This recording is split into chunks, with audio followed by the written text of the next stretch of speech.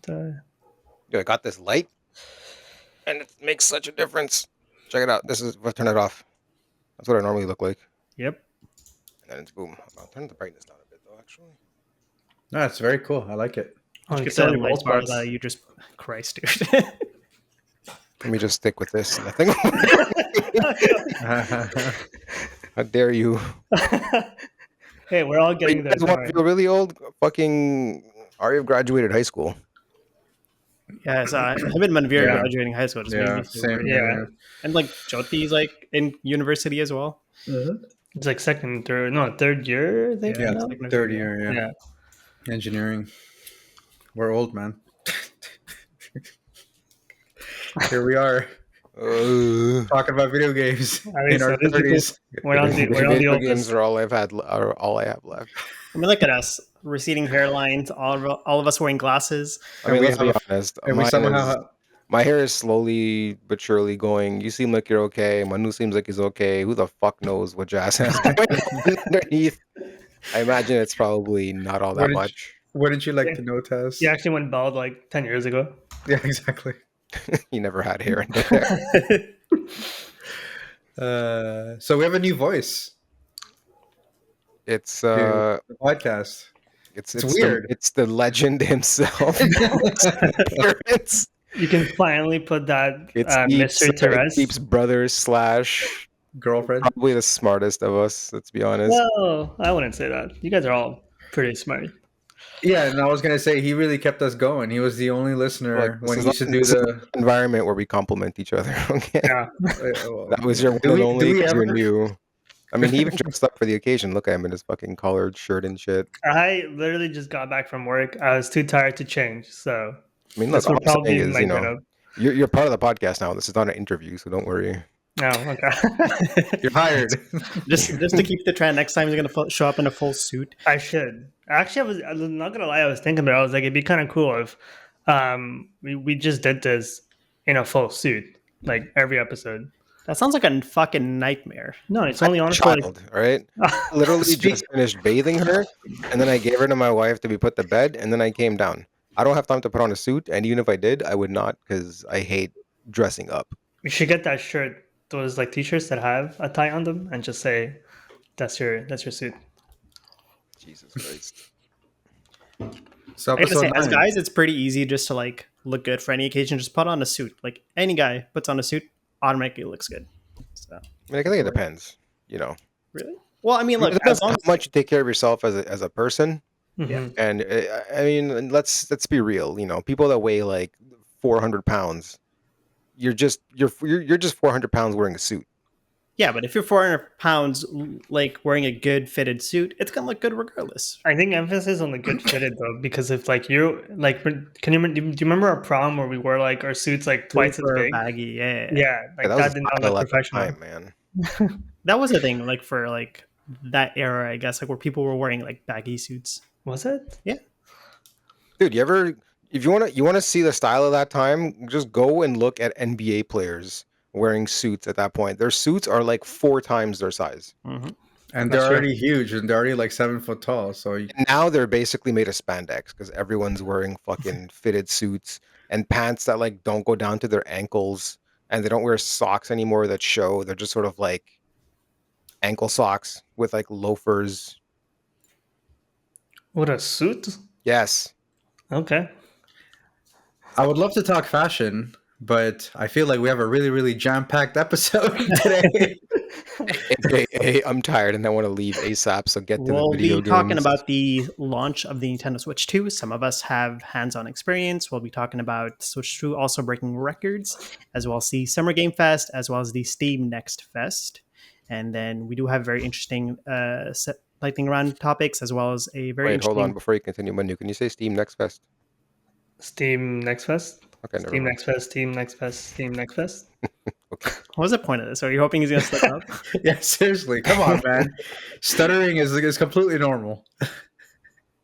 But yes, I'm actually surprised that the Switch 2 sold more than the Wii U. But I guess we'll You're surprised. we'll get to that. Are we really surprised? It's a joke. It's Okay. called sarcasm. I gotta say, it really hit me hard when I saw that it outpaced the Virtual Boy. That's when it. Yeah, all those That's when people that were like, that's it's when not I going to sell realized well, or they're there might be boycotting it. something to this console. All right, so as usual, what are we playing, guys? What are our names? Ah, they don't need to know. It's on screen, probably. Actually, yeah, too. No one's listening to us. Manu's part of it now, so it's okay. There's no From 1 to listeners. 0 Watching listeners. zero. Shit. You know what? Hold on. I need to pull up the document. I had it somewhere because I had Jazz, all why don't my. you begin? What have you been playing? Because I see there's nothing next to your name, so Well, that's because I haven't been playing anything, my friend. this is a video game podcast. What do you mean? What Look, do you bring to the table? I promise. Well, some okay to mediocre insight, but besides that, And a again, fully badass. yeah, no, exactly. I have downloaded the altars, so I'm looking forward to playing that. We haven't Um, played it yet. and I haven't played it yet. So we asked you what you have been playing. You said you downloaded it and you haven't played it yet. Listen, man, just being honest, it's been a busy couple of weeks. We'll Hey, give you a can we get pass. past Tell me, it down? how was the concert? How was the Kendrick show? Oh yeah, It was great. I had a really good time. But yeah, it's just life's been really busy and it's really nice out. So instead of being cooped up and playing video games, we've just been using our hammock a lot. So we've been kind of chilling outside and just hammocking it up. you should get a What are Steam you, Deck. what are you And trying to say? I was gonna say because I'm excited to talk about like our little topic with the Xbox handheld. I am very much looking for a handheld right now at the moment. Hey, So I well, would you know what? love. Switch 2. Well, no, exactly, no, but I would love for I mean, honestly, y'all's they're not wrong. insights. Like the Switch Yeah. 2 is probably where it's at. Yeah, well, I'm also curious to hear both the twins talk about the Switch 2. What they thought about the launch, and if the console met their expectations so far. I know that it's only been a couple of weeks, so I think it's really hard to answer that question today. But also, thoughts on future lineups as well. Like I'm kind of curious to know what they're thinking. But yes, on my side, still chugging along Clair Obscure. I'm at Act 3 now, so really, really enjoying it. I really still suck at parrying, but I feel like it's just something that you just get better with time. There's no real Hopefully. way of It's yeah. The more you practice, the better you get. I gotta That's- say, exactly. after having played that game, I've been sort of like, I should give Sekiro another try. Hell yeah, let's go. Honestly, I didn't. I mean, the vibe that I got, I'm like, you know what? I feel like I'm pretty okay at this parrying stuff, so maybe I'll give a similar game like that a shot. I don't know. I don't know if I'm gonna give a Souls game a shot, but yeah. What are you The gonna say? game, the game is fair enough that every major like chromatic, I guess, boss, which are like some of the harder bosses characters in the game, only have 3 to 4 moves at most. So it doesn't take long for someone to like have seen all their moves. So it's just a matter of practicing at that point. Yeah, fair enough. yeah, I like if mean, you have the patience for Clair Obscure, you stand a pretty good chance at some of these other games because it is just pattern memorization and practice. I think there's a certain charm with Clair Obscure as well, right? Like I love the character designs, the enemies. So I guess with the Souls game, they're a bit more serious, so we'll see. But just hearing you guys talk about how difficult those games are, it definitely does not entice me. But I will definitely give it a shot. I mean, I'm pretty sure one of you guys have at least a Souls game on Steam that I can try So, out. I was gonna tell you, not all Souls games are doom and gloomy. Like gloomy, sorry. The perfect example is the last one I played called Another Crab's Treasure, which is Souls like where you're a crab. It's full of humor. It's really lighthearted, and it's it's like the perfect entry game to that genre. I did play that briefly, and what I love about that game is one of the accessibility features is Mhm. they. It's all melee based, the game, right? So swords or whatever the equivalent is in that world. But one of the accessibility features is just they give you a gun and you just one shot kill whatever you want. Yeah. Is that like to lower the difficulty or something? I guess. Yeah, if you're like struggling in an area, you can just go in the menu, turn on gun mode, and you have a gun and you can just shoot That's anything. amazing. It's on Game Pass, so Yeah, why not? yeah, maybe I'll try it I out. feel like we're It always does look silly. advocating for Game Pass on this podcast. Dude, best deal. But yeah, I'd be curious to know, Manu. Since you are our newest member, it'd be cool to hear from you and just what you've been playing lately. Are you gonna try the Liza P DLC? At some point, yeah, I did finish the game. I think about a year ago when it first released. Played it all, but I might. I'll see if they plan on having any other like DLC at some point. But if this is their only DLC, then yeah, I might do another playthrough because You're going I to start heard the from the DLC. beginning and not just from where you last Yeah, left off. Okay. yeah, because I don't remember anything about the game, so I want to do like a fresh start. I mean, reading the DLC is like so hard that the developer Yeah. is patching the difficulty to kind of like balance it out a bit. So I'm wondering, Well, a lot I of guess people in don't. your case, if you'd be able to get through it without the patch, or if it's like really that bad. So a lot of people are struggling is because the DLC also scales with New Game Plus. So at this point, people have done like New Game Plus like 4 or 5. So at that point, it's like the DLC is already hard, but like on New Game Plus 4 or 5, it's like you need to be like really, you need to like know every pattern and every movement and like anything. So yeah, I probably won't do that. But yeah, games I'm playing. I've been playing. I don't know if you guys heard about it. Nine Soul. It's a Metroidvania type game, very similar to Hollow Knight, but um, that game is fucking brutal. It is the equivalent of a Sekiro style like 2D game. It is you have to parry because if you don't, you can't just rely on like dodging and like just swiping away and like kind of like hitting the enemy and running away. You have to parry because otherwise the fights take so much longer and you'll just eventually get your ass kicked. And I think you guys saw me play and If I'm correct, that's like that 2D platformer where yes. you're controlling like a cat samurai looking character. Uh, yeah, in a sense. The game is so I'm enjoying it. Even with the difficulty, I'm having like a good time. I just beat the first boss actually yesterday, and I'm excited to go back and play. How does it differ from a game like Hollow Knight, for instance? Because it seems to be like a very similar genre of game. Um, it would just be in the game style. Really, like when I compare it to Sekiro, it is like a really good comparison that you can't switch weapons. You only have one weapon, and your moveset is very limited. You have a dodge, you have a parry, and you have a sword, and that's it. But do you learn any other skills? Do you have any other abilities that you get? You can get no. Your whole skill tree is based around your parrying ability, Okay. and because anytime you parry, you get some charges, and you can eventually stack a talisman on an enemy, and that'll eventually detonate. But that's your whole tool set. Like I got like a bow with 2 arrows, but that's more for like situational, like environment kind of triggers you have to play around with. Mm-hmm. It's not really useful for combat, but yeah, so far the game is really fun.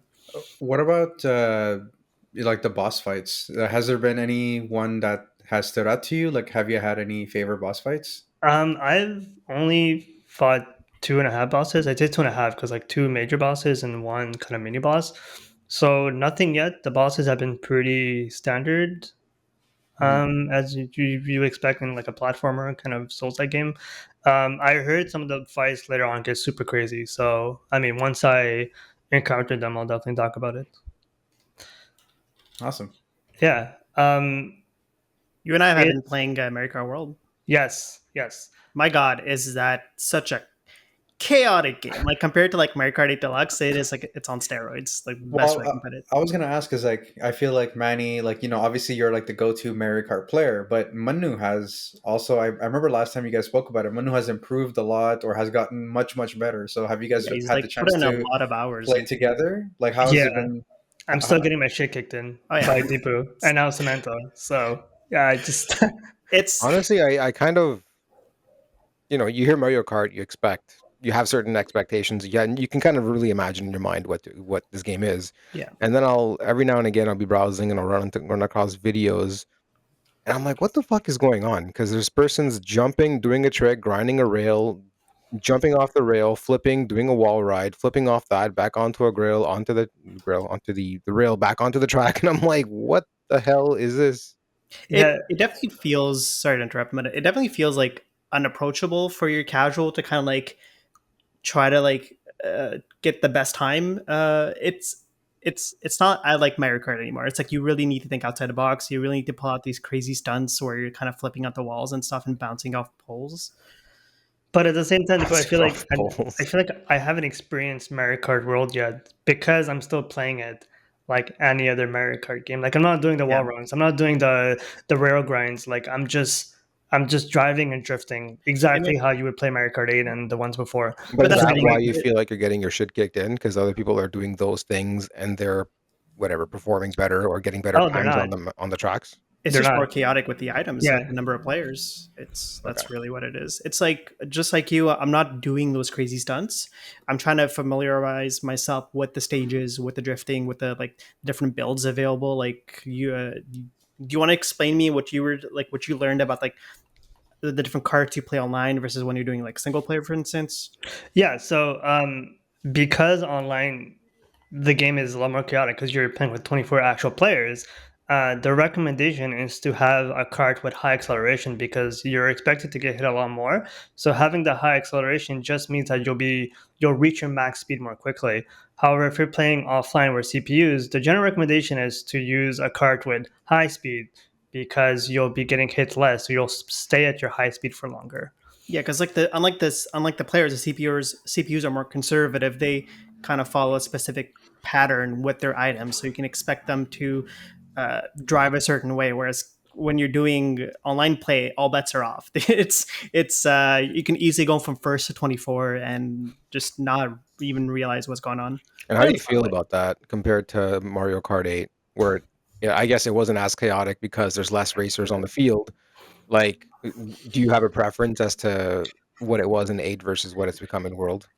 Uh, I I don't know. Maybe it's because it's still new. I kind of maybe and I put in so many hours. I kind of liked how 8 was because it was more contained. I feel like there Mhm. was more skill involved and less luck involved with the items.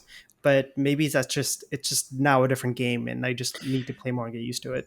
Well, so I'm kind of curious now. So, and I'm glad that you mentioned that because I wanted to see how you guys thought how it fared compared to Mario Kart 8 Deluxe. So, does it feel like it's missing anything to you? And then obviously the question for both of you guys, like, do you wish that there was something that they added or fixed upon Mario Kart 8, or as you say, Manny, like this kind of just feels like a different game? Like, does it feel like Nintendo is trying to reinvent Mario Kart or trying to reinvent the wheel? Like, what's your guys' Uh, opinion on that? Reinvent the wheel. Ah, I don't think personally that they're trying to reinvent anything. I think it's just a different iteration of that game. And hmm. because like every Mario Kart has some sort of gimmick, and so this is just a different version of the game. And I think they do a pretty good job in improving a certain mechanic. Like some of the items have changed for the better, and they did introduce some new items that kind of work well. And certain items have also changed. Like for example, the lightning in this game, it's no longer penalizing you for a long period of time where you're shrunken. This time, it's really used to kind of disrupt the flow of the race where like everyone just loses their item and you're small for Mhm. like a second or something, and that's just one of the examples. And it's kind of hard to compare, right? Because you've probably put in like I was going to say hundreds of hours, but I feel like maybe closer to like thousands of hours in Mario Kart 8. uh I mean, if But you're kind of counting both the Wii U version and yeah, the Switch version, probably like closer to like 500-600 hours, I'd say. yeah. So it's like, do you guys have a rating for Mario Kart World so far, or do you think it's still too early? And you guys haven't really, like, you guys are still scratching the surface. I think okay, so like I don't think I'm the only one in this. I think Mario Kart 8 was a perfect Mario Kart game. It was a perfect kart game. It was difficult for obviously to go somewhere from when you already have perfection. But I think this game is better than Mario Kart just because they managed to add on not much more, but whatever they did on Hmm. to the game is obviously better. It's just more of Mario Kart in a better way. So I don't know if I have a rating. I'd probably like a 9 out of 10. Yeah, It's definitely better than Mario Kart 8, I there are think. some questionable things like how you like I haven't fully explored a free roam yet, so I can't really comment on that. I've been working on getting 3 stars on the Grand Prix and the knockout tour. When like I'm 5 out of 8 done for knockout tour, and it's so hard. Damn. But like there are certain questionable things like how you unlock costumes, for instance, which is like an interesting choice because it's like some of the costumes are involved with like eating food that you find throughout the races or free roam, but then some of the other characters, the side characters, like more of the like the minions and stuff, that you can only unlock if you there's an item in during the race called Kamek, which transforms you as the racer that throws it. So unless you transform into one of that racer, you can't really unlock that side character, which is a very weird way to approach it. So someone who's trying to unlock everything and like complete 100% the game, it's like it's fairly random. And whatever little you have explored of the free roam, how do you feel about it? Like, is there much to do? Because I'm hearing it's kind of barren and it's not really sort of a substantial Yeah, feature. Yeah, I played probably like 2 hours of the free roam, and it's more, there are a lot of challenges spread out where they make you go to these like a checkpoint style races. But it's just the way I see it. It's an environment where you can go and test around, mess around the stages, just try to learn like the best way to kind of maneuver a race and like trying to find like the best shortcuts. yeah, and there's like hidden like things you can do as well. Like at one point, you find like a helicopter, you drop behind, and suddenly you're controlling the helicopter in free roam, like things like that. There's like fun little things to find. There's even a secret Easter egg with like Peach's castle, where you can kind of like go into the stained glass, and then you're entering like a mirror world, for instance. And Okay, so it's a worthy addition. It's not it's just kind exactly, of it's not, added for the The sake of gimmick, yeah. yeah, like new, it's not but the highlight of the game. People are not playing it for free roam, but it's a nice feature to have because it just adds more content to like what you can do. That's fair. Yeah. is there anything else And for the Switch 2 upcoming maybe that you guys, or actually no, well, Well, I upcoming mean, we'll talk aside, about have the you Switch. guys tried the updates for the current titles, like the Switch 1 titles? Like, have you guys tried, Breath of the Wild and Tears of the Kingdom and all that stuff with like the 4K Uh, 60 and I all know that? Deepo has. Yeah, I've been playing a lot. I didn't think I'd be sucked into it, but I'm fully like all I'm playing is Breath of the Wild at the moment, and it's a such a good night and day game. It's such a good game, but it looks so much better on the Switch too, which almost feels like why don't we have this at the beginning? Which I can understand the Switch hardware limitations, but it's such a night and day fucking difference, especially with HDR. The game looks so good, runs so smooth, and originally I didn't know how to feel about the Zelda Notes app. So basically, it's through the Nintendo Switch app. They have a section called Zelda Notes that ties into Breath of the Wild and Tears of the Kingdom, and it adds extra features to the game. So you can track quests, you can see your play data, you can see the overall map and like all the things you can find, unlock, and all that stuff. But as you're progressing through the game, there's these voice acted notes from Zelda that appear, and then it adds more tidbit to the story. And I found myself just always leaving the app open just because it's fun to get that extra lore dump from a world that I thought I had already fully seen, and it adds a completely different playthrough experience to the point where I'm like, I think I might 100% this game again. You're gonna go and find all like 900 Korok seeds again? I'm already 150 out of 900 just because it's so easy with the app to find them. So I'm just going, I'm gonna see, oh, there's a Korok to my right, and I'll just go get it and then continue where I am. So did you buy another copy of Breath of the Wild, or are you just playing? Okay, so I didn't buy an extra copy yet. I will get one for my collection eventually, but I just paid the $10 upgrade. Dude, I spent like $800 tax in But for this. there is a physical Switch 2 edition, right? Yes, yes. But is the game on the cart, or is it a digital key or whatever they're calling It's it? on the card. So all first party games are going to be on the card. But is it the Even the upgrade upgraded is copy on the cart, or is it just the Switch 1 version on No, the cart for the Switch 2, but then you it's still have to download the upgrade? it's the Switch One version with the upgrade, but doesn't have any other DLC on it. So I should specify that as well. Fucking Zelda Mark. Right. Okay, Uh, then. Yeah, especially if you guys haven't finished Breath of the Wild, I think this is the perfect time to pick it up and just get into it. How are you guys finding the console itself so far? Um, it's good. It's an upgrade over the Switch One, so it's a good piece of hardware. I guess there's not much. It's exactly the Switch One, but like a better hardware. And do you find So, yourself wishing that there was something more to it than it just being basically a direct upgrade to the Switch with nothing else added? I Or mean, there's quality of life upgrades definitely. Like it feels sturdier. There's a good weight to it as well. The Joy Cons don't feel flimsy when they're attached. mhm. Like there's it's improved in every way, shape, or form. I find, and maybe the battery, but that's a different conversation I to be mean, had. there is there some is an issue recurring with the issues. battery though, so I don't know if you're aware of that. Like, not an issue with the battery per se, but it's an issue with the display of battery percentage. Yeah, which they're gonna fix like in a future update or something like that. I did have an issue with the Joy-Con battery, where it was like charging, but it wasn't displaying as charging. But then I just ended up updating the software for it, and then it fixed the issue. Okay, because Yeah. for the Switch itself, there has been an issue where it displays a lower battery than you actually have. Okay. So, But I Yeah. mean, Well- the Switch 2 also apparently still drifts as well. The Joy Cons. Yeah. Yeah. Well, so do you guys want to go for save? the Hall effect and like whatever. We've had this discussion. Let's not get into it. Like, it is what it is. Whatever. We'll move on. But just Jesus Christ, Nintendo. It's not even like these things cost that much more.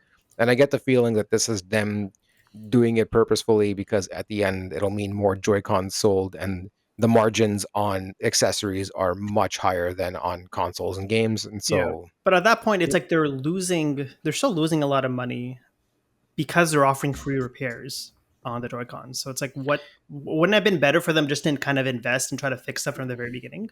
maybe in the first year, right? But the number of people beyond the warranty period that are gonna have that issue, unless it's like super widespread like it was with the Switch One, which, hopefully, I guess it's not. But in the end, and then who knows? Down the line, they might release a version of the Joy-Cons with Hall effect, and then that's a reason to upgrade, and that's more money. And God knows how much that's going to cost, considering the Joy-Cons are already like what, $129 Canadian. 110 bucks, no? No, that's just Mario Kart. Oh yeah, you're right. Yeah.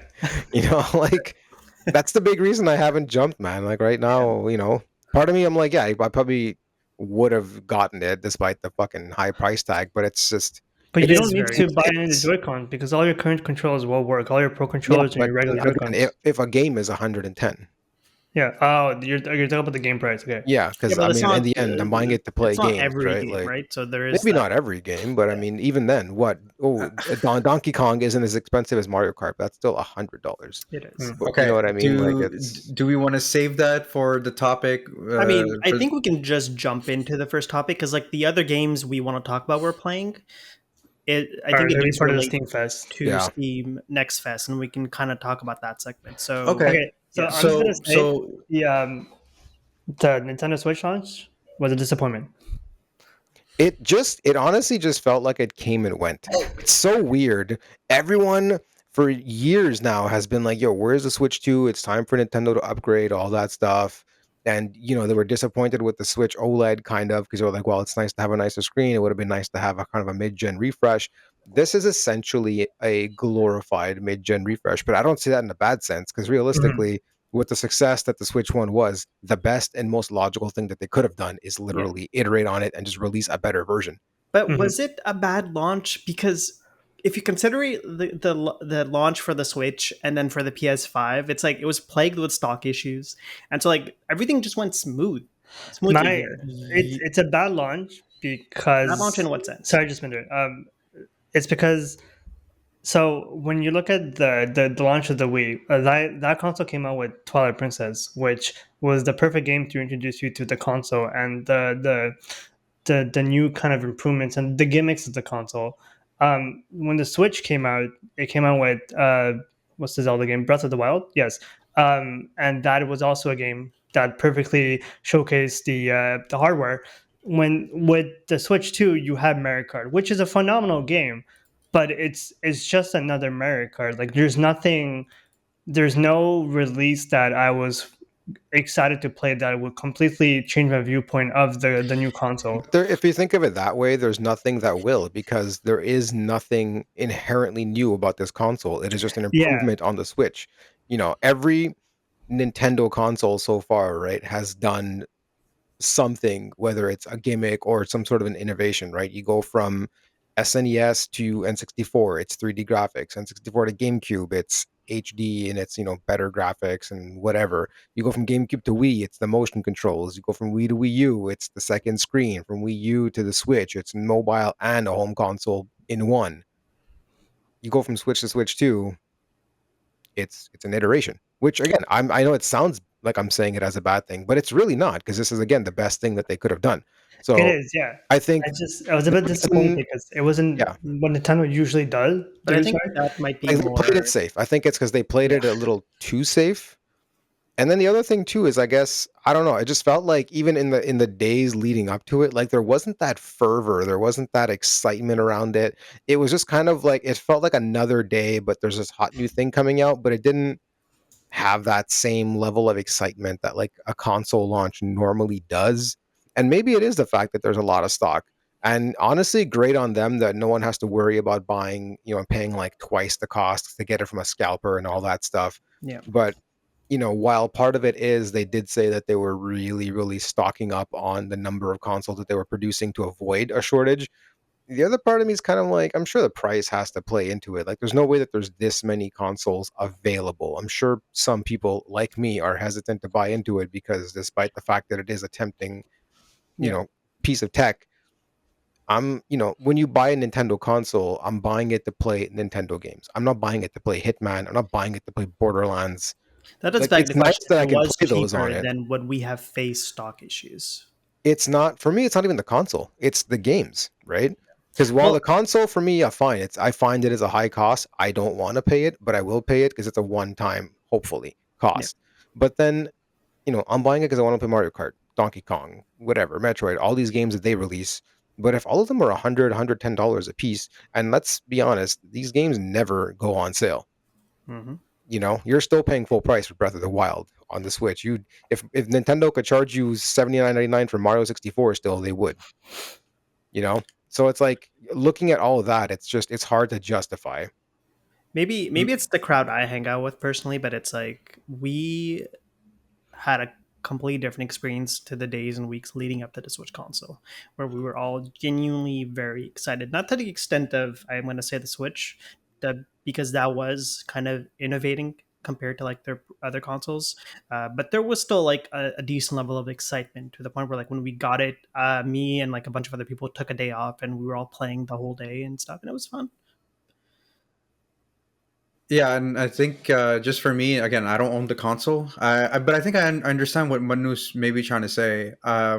Because I guess, and you can let me know if I'm misinterpreting it, but I think as a hardware refresh, it was solid, right? But I think that as a Nintendo moment, as Taz had said, I think maybe it lacked a little bit of that drama. So, there was no surprise drop, there was no massive innovation. And again, like I'm not downplaying that, right? Like, because, when we think of innovation, it's like we're thinking groundbreaking, but and also like no mind-blowing launch titles. Like, and again, Mario Kart World is it's a console seller, like I do believe that, but I think that the excitement actually came more from the anticipation. So it's more like the years and the years of, hey, the Switch 2 is coming. Oh, it's going to be pretty much this, and it's going to be updated graphics. We were dealing with an aging hardware. Like I could not even play the latest Pokemon game on the Switch because it was running at like 13 frames per second. But now it's like it finally caught up to it. So I think when the actual event happened, and also I think with the price point, I think that could also explain um not a lackluster launch. I don't want to say that, but instead of like a cheer, to me it's people are more like exhaling because they're like, oh, okay, now I can finally play the third party titles that I've been wanting to play on my Switch. Now I can finally play Pokemon at 60 FPS. Like now again, Manny replaying Breath of the Wild, it's not a new game, but it looks so good in HDR, it plays really well. So I understand both sides, right? Like, no, Nintendo is always there to innovate, but I think, conceptually, to me, I still see it as a refresh. It reminds me of like even like back in the day when Apple used to release an iPhone, let's say for example the iPhone, let's say 8, and then they would release the 8S. Like people started waiting for the 8S because it was the same soul, but it was just better guts. So essentially the Switch 2, the way I see it, is that it captures the same soul as the original Switch. It just has better internals. And I think with Nintendo, like maybe they didn't innovate with the Switch 2, but I think what they're trying to do with the Switch 2 is not redefine the space, but they're saying that like this hybrid model space, we own it. Nobody does this better than we do, and we're just going to keep iterating on it, and we're just going to keep maturing. So if anything, my disappointment comes more from the fact that like it really still feels like their OS is very much like utilitarian to a fault. So there was no major overhaul in the OS. Like I don't see any new themes. I don't see things like folders. I don't see an achievement system. Like I know Manu, like you purposely buy games on Steam So you Way to could, call him so, out. yeah, no, but no, Just bro. fucking throw him No, no, under the bus. no, but you know what I mean. I feel like their online is like stuck in 2009, and it hasn't improved. And I could be wrong. Like you guys were playing Mario Kart World, so you could already see the improvement in their infrastructure. But I personally feel like as an outsider that Nintendo has always been weird about digital infrastructure. Well, Like so the okay. competitors are actually evolving so fast in that space. So I feel like their lack of progress there.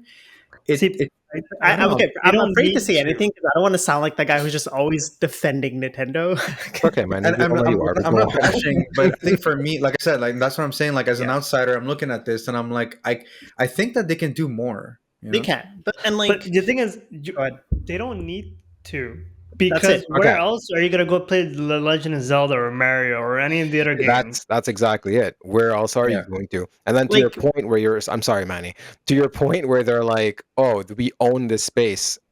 Not anymore. When the Switch One came out, you didn't have the Steam Deck, you didn't have the Legion, the Ally, the whatever the PlayStation one is called again, I forget. But now with the Switch 2, it's like, yeah, they iterated and it runs very, very well. But let's be honest, it's not gonna, if you look at it from a pure technical perspective, it's not gonna outperform some of the competition that's out there right now, anyways. But no, pound for but then pound, if you those compare people it, that don't have like the stuff, But that's not what it's about, anyways. Anyway, sorry, yeah, go like on, Manny. there's people that don't have the state of the art PCs or can only really just buy one handheld, and they're a slight Nintendo fan. They're more likely to want to just get this Switch 2, especially now that we see that it has a lot of third party support. My whole thing, honestly, with this iteration thing, like again, it's a smart move. You can't blame them for doing it. Mhm. I'm just disappointed that they didn't even try because I feel like Nintendo is the one company where whenever they do try any sort of an innovation, it tends to work or it tends to spark some sort of a new Well, so on. the innovation I think lied mainly on the Joy Cons this time around, and like how I'm curious to see how they're going to move forward with the mouse functionality Have you guys and had a what they. chance to try that with anything yet? Like, is that There hasn't been anything that There's requires. like one or two games. So you have the Welcome Tour, I believe, that utilizes it. wait You before buy And the you welcome did tour? any of did you you guys buy buy it? it? no, no, no, Fuck no. okay. Okay. And there's the sports game, the wheelchair kind of. Sorry, I don't know. No, that's fair. It's Was just that a a dumb bad? concept for a I game. think it's called Hoop, or yeah, Is it? I don't know. Those are the only I'm just two gonna games that Google I know right it. now. Because the only other game that I know that will utilize the mouse functionality is Metroid Prime. Yeah. So It's called Drag X Drive, but okay, I did write Nintendo What did wheelchair game. what did Manu say? It I was said called? it. Hoop. Um, But just also, sorry, I know you guys talked about it a little bit, but to me, I find it extremely surprising how they didn't improve on the Joy-Con. I think there was already an article on The Verge and also on Polygon, talking about how the drift issue is still there, and I believe yeah. I even sent you guys a video of that YouTube channel that like. iFixit, I believe, or whatever they're called, but essentially, like they rate, electronic products on in terms of repairability, and I believe that they gave the Switch 2 a 4. It's and compared to the Switch, the original Switch, I believe they gave it like an 8 on 10 or something like that in terms of repairability. So it's not how it's basically how easy is it for like us to open up the console and start repairing it. Okay, but So let's be honest. How many people are Yeah, really most gonna people open it are up and gonna do it send it to themselves? Nintendo or some company that does that. Most people, but not you. Yeah, I whenever I say most people, never assume you're included. Yeah. okay. I have to give it to them. They did add some nice. I don't know if you want to call this accessibility features for the Joy-Con. Like it's easier now to connect it to the console. You don't have to worry about like putting it the wrong way. Even when you put the Hmm. strap on, you don't have to worry about putting it the wrong way. Yeah, Is that the way It's a they lot frustrating? more. over Yeah, designed the trigger buttons and even the Joy-Con strap, everything about it just feels improved on, like all for the better. The drift is still there. That's definitely a big con, but like in other aspects, improved. but that's why you just spend another $100 and you buy the Pro controller and you're good to go. I don't want to buy the Pro controller. I'm waiting for a decent, like nice looking edition because they're going to release something nice, anyways. Just buy it. Don't worry so about it. if you guys had to But, review it, like deserves your money. if you guys had like a gut check, yeah, review, like if you had to give it like a rating out of 10. So 8.5 far. out of 10. Yeah, I agree with that. It loses a lot of points for the price. I'm not gonna lie, but that's I don't know. Like, is that something that's really in our control considering the hardware? Like, I don't know what the cost to hardware ratio is here. So, sorry, cost to Give profit. me a 1 on 10 rating on the Joy-Cons being $130. I 1 to 10. okay. Dude, the original Joy Cons were what, like $100? So count that 90. for inflation for the last 5 years. Isn't that just a natural thing? I was gonna say like I don't mind. We I are in a fortunate understand the position price where because we are in a position where I can buy it, but at the same time, like I understand inflation and things are just getting more pricier. Like it's inevitable. Does it suck? 100%. It is, but yeah, it is what it is. I give both your opinions a 3 on 10. All right, moving on. Well, anyways, I guess my opinion doesn't fucking matter because the Switch 2 has become the fastest selling Nintendo hardware ever with 3 3.5 point million units. in just 4 days. You know what though, and I have to say, this is Hashtag when drop the price. this is when you realize that the internet is not the real world. Like whatever you read on like online forums on Reddit, it's just people talking about, shouting and being angry at like 629 being too much. But the average consumer who's like still uses, let's say, their V1 Switch, they see it as a worthy upgrade, and for them, like they've had the Switch for, let's say, 5+ years. So paying 629 Canadian, or 699, $800 yeah, tax in tax in. Quebec. You, Like, you know, fuck. it's to me, nostalgia, the love for the brand, and trust goes a long way. And I think Nintendo has earned the trust of that core audience. Their Like Joy-Cons still drift. You're paying $800 and they haven't fixed the fucking Joy-Cons. I Um, That's a You can fair spend point. another 100. You yeah, can spend another $100 on a Pro Controller at that point, and you're good to go. Yeah, there you go. problem solved. I like you better when you just listen to the podcast, didn't participate in it. When I went to go buy the Switch 2, the guy in front of me picked up the Switch 2, picked up a controller, picked up a controller, and picked up I think that was it. But his bill came up to over $900. I was like, oh Dude, man, I that paid hurts. $900 too. So it was like the 800 for the console. I'm always taking my console to go, so I needed to buy a case, screen protector, and extra Mhm. charger because I don't want to plug it out of my dock every single time. So my bill came up to about $900 too. That's crazy. I But only think I I have used it. girl rich. math to pay this off, by the way, because I pre-ordered 2 consoles, one for my girlfriend's brother, and so that was like what 2 months ago. I paid $600, so technically the Switch only cost me $300. well, that's a smart way to think about it. Yeah. But Oh, do you should you? consider a career in finance. Yeah.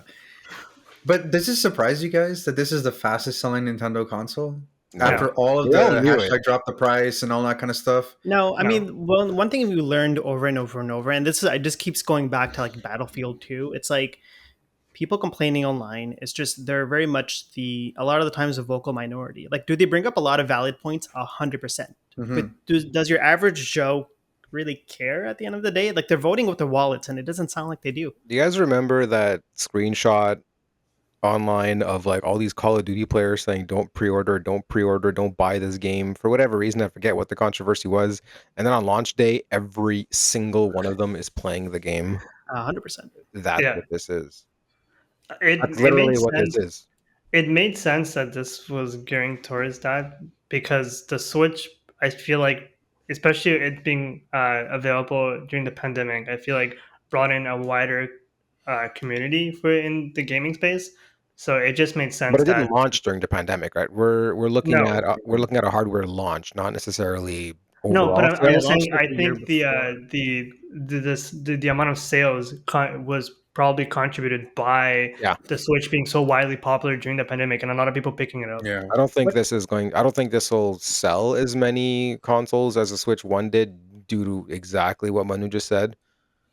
And honestly, I'd be curious to look at this like even let's say 5 years from now and compare just a graph of the Yeah. sales I trajectory mean, for it both also depends consoles. what games are on the horizon. What game do you think, if it was a launch title, would have sold more? Oh, Super Mario Odyssey 2. Yeah. Yeah, 100%. Dude, or that Metroid game, hands or down, I Zelda. think is probably the best Mario platformer ever made.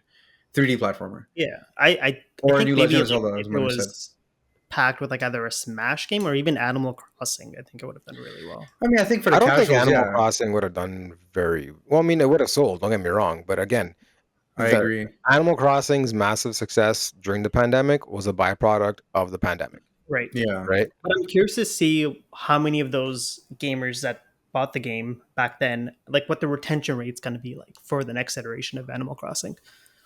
Yeah, but it's true. So I mean, it's a good question because again, like a Breath of the Wild is kind of like a once in a decade, game that Yeah. comes out, and yeah, and I feel like if an Odyssey 2 was a launch title, yeah, 100%. I think that that 3.5 million would be, yeah, it'll be a lot more for sure. But Honestly, the fact that we haven't seen it as a launch title and or that they haven't said anything about it just tells me that they're probably going to release it closer to the next Mario movie. That would make sense. I want another Mario Galaxy. God. Yeah, when you said it was the best like platform Mario, I was like, I don't know. I feel like Mario Galaxy takes that. really, It okay, does. Apparently, yeah. that's I kind of think it what the also. second movie is touching on, though. Oh shit. Okay. Oh, so there could be a Mario Galaxy 3. Hell yeah. Let's go. All right. So shall we move on to the Summer Game Fest? Let's do it. A Matt, a lot of great demos.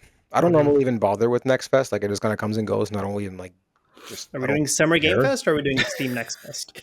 The Summer Oh, Game sorry. Fest. There's too many. There's too many fests. Yeah. Yeah, Summer's Uh, Games Fest. Yeah, I don't know. I Completely different I energy. yeah, watched it. seriously. I watched it and I was like, nothing really. Like, yeah, there was some cool trailers and stuff, but I guess like in the All moment, CG trailers. got to see I Kojima. He showed a whole clip of two people talking. Oh man, I he came on and I skipped it. but you've always voiced that you don't like Kojima. Well, And that's good though, right? Because if everybody had watched it and been happy, he would have been disappointed by that. you want to explain where You know, that's referencing to? it's the article that came out today on VGC. Essentially, when playtests were happening for Kojima's game, I think they ended up changing a few things because he found that too many people liked the game and that it wasn't polarizing enough, and he didn't like that. No. Well, I mean, Just- Manu, I know that you're. I mean, you must have been pretty excited when they announced Grounded 2, because I know you played it a Yeah. lot. Yeah, Samantha and I freaked out because we 100%ed that game on Steam. We have every achievement, and it's coming out next month, surprisingly as well. Oh Where wow. we already said we're gonna pick it up. I believe day one, and we're gonna just get into it and hopefully try to 100% it as well. Yeah, and also, Manny, like I'm surprised that you haven't talked about the Scott Pilgrim game that they announced. Yeah, I keep forgetting what they announced. Like there was a lot of fluff for this event. Then I have to like go through the list. I'm like, oh yeah, they did announce this. It's got like there were surprise announcements. Like for case in point, like you mentioned, Scott Pilgrim X. Yeah. Just came out of nowhere, and it's like Anima Noguchi's were also working on a soundtrack. It's another beat 'em up, but like set in its own kind of story. So it's original content away from the books and the movies. So it's something to look forward to. Taz, are you just gonna glance over the new Marvel fighting game, or I mean, I'm excited for it. I'm curious to see more. I definitely dig the look for sure. Arc System Works, developers of Guilty Gear. I can't say that I've ever really gotten into the Guilty Gear series, so depending on how this game plays, I may or may not be into it. Mhm. But it's kind of like I appreciate that Marvel is letting these studios Mhm. have these like striking visual looks. Like if you look at this and you look at Marvel Rivals, it's not just like the same old kind of not boring, but like the same old looks you've seen before, and then just like kind of regular comic book variants that you might have seen. These are like Mhm. crazy costumes that sort of it's almost as if like when you're a kid, you're like, oh man, wouldn't it be cool if Iron Man and like Gundam got together and and it's like, yeah, the studio was like, fuck it, let's do that. And Marvel for some reason was okay with it, and that's awesome. I mean, it works So really well with Marvel Rivals, and I feel like them kind of having that yeah. same mentality with this game. It's like and like if you consider like the history of comics and the different like variants and all like versions of the characters, it's like it's good that they have not just that repository, but they're also kind of thinking outside the box and coming up with new ideas for these characters. I'm digging the Japanese VO as well, which was Mhm. like it was Mhm. surprising that that's what it was for a Marvel game, but I think it kind of goes very well. I mean, we've all seen those clips where people post, some Marvel movie, but with the Japanese dub, and you're like, damn, this actually sounds fucking dope. Um, so Yeah. honestly, yeah, it's a bit of a bittersweet reveal in a sense, because a lot of people were like, on one hand, they're happy that this is a game and that it exists. On the other hand, it kind of does this spell the death of MVC, So Mhm. Maybe remain. not. Maybe the Maybe not. success Yeah. of this might bring another Marvel vs. Capcom at some point. Yeah, like I don't think it's necessarily we can write it off completely. I think if there's still a fan base for it, there's still interest shown in Yeah. a Marvel fighting game, so I it mean, could. I'm looking forward to checking it out. Like it's 4v4, which sounds chaotic, but from what like the little bit of details that they have revealed in terms of how that works, it seems like you can kind of play the way that you want. So you can have, let's say, you control one main character and the other three are purely assist, or you can actually control all four if you want, or sort of can customize it in that sense. Yeah, I do I wonder don't what the know if you can skill have four level. players on one team or not, but I do wonder what the skill level of that's going to be, because like I feel like even if you're just playing with one character, the fact that you're introducing four characters on one team adds a certain level of complexity, which might be daunting to I mean, new these like days, more and more, these non-playing games are users. becoming accessible, right? Like you look at Right. Street Fighter, they have a whole different control scheme for, not accessibility's sake necessarily, but it's a very valid control scheme that just makes it easier and that doesn't rely on the classic inputs. So, who's to say that they won't do something similar here? Because at the end of the day, I'm sure they want players to stick around, right? Like it's one thing that it's Marvel, like that alone, great. It gets a lot more eyes on the product, but Yeah. not everyone is into fighting games because it's always a matter of like skill ceiling. So, if they can add some things in to kind of make it more accessible to people while not diluting the actual product for those that are the hardcore players, go for it. I mean, Yeah. Street For Fighter did it for well, and I'm sure they can do it too. 4v4 would be interesting because then I'm curious to know, can you do 8-player local co-op? God, that'd be so. Because that'd be a pretty fun. Hectic. Yeah. I'm curious to know. I think it's safe to say it's on all of our radars at the very least, because we want to Yeah, know for more. sure. But I did really briefly want to mention Sonic Racing Crossroads, Dude, because I was just about to mention Sonic. like they introduced new characters, and I feel like it touches everyone. Like Taz, you must be glad that they have like a dragon Ichiban. Ichiban. Yeah. I mean, I Manu, you find it must be cool. happy for. None of these characters are necessarily making me excited to play the game because Right. you But I can was gonna add say you like can add all the Manu. characters in the world, but if it doesn't play, as good as like a Mario Kart, which granted rarely things do, but if it plays like shit, then I'm like, what are these characters Well, for? Well, well, so you like should know we played Sonic the Hedgehog, the cart game on That Steam. was that was 2 iterations ago. So, but anyways, I'm hoping this is good. It yeah, definitely looks really cool, yeah. and I'm Like glad that they're including the new joke I wanted to characters. make, like Manu has like Persona's 5 Joker character, and like Jazz Hatsune Miku's in it, so you must be Of course. really willing to get that day one. Dude, I do Didn't you pre-ordered it just right go away. see her in Ontario just now? What? Didn't you just go see her in Ontario for a show? Exactly. So Manny, I'm glad that you mentioned that. But there's also another game that, like maybe I don't know if you guys, saw much of it, but it's the one that's kind of like fully stop motion. Do you guys know what I'm talking about? Uh, I remember them It's showing it's the trailer yeah, for it, but I remember nothing about it. yeah, it's called out of words. I don't know why. It kind of reminds me of like It Takes Two, like in that sense a little bit, like the way that the characters are made. But the fact that it's 100% stop motion, it's fully like a co-op platformer. It looks great. Like it looks like a very cute game, and yeah. It again, like I think that could be a surprise. You know, God, what's that? Yeah, Little Nightmares 2. That's the vibe I yeah, was getting from it. yeah. Am I the only one who audibly went, "What the fuck" when I saw Game Freak and then Yeah. Yeah. Beast of Reincarnation, which was what? Not a Pokemon game? Yeah, it was definitely a surprise for sure. I They wasn't. they heard all the backlash of them unable to make a game that runs smoothly or anything playable, and they're like, hold on, let me cook up something. I didn't even know But that they were allowed to make anything for like aside from like I thought Nintendo just basically had them like in the fucking Pokemon mines. What was it called? It was like something Beast. Beasts of Beast of Beast of Reincarnation. Reincarnation. Yeah. Yeah. What a weird name. Yeah, that I think game this is pretty cool. looks like a Man. black. Kind of reminds me, gives you like Black Myth, a Black Myth Wukong vibe. So like, it Mhm. looks really fun. Do we know what kind of a game it is? They didn't say. I think I think it just was an action adventure game. I'm pretty sure. Action I wouldn't be RPG. Yeah. surprised Action if it's RPG, yeah. like a Souls-like game, but I think it just could be like a hack and slash, kind of like Devil May Cry or something. The Yeah. one of the most surprising reveals during this event was the Lego Voyagers, which is like think of Split Fiction or It Takes Two, but meets Legos, and it kind of has that charm of the Lego games, the Lego universe, and like it seems like a fun, light-hearted game you can play with like a friend or your partner I'm or always someone. down to really play any Lego games, man. I feel like there's no bad Lego games. Like there's some that are better than others, but none of them are like this game is shit.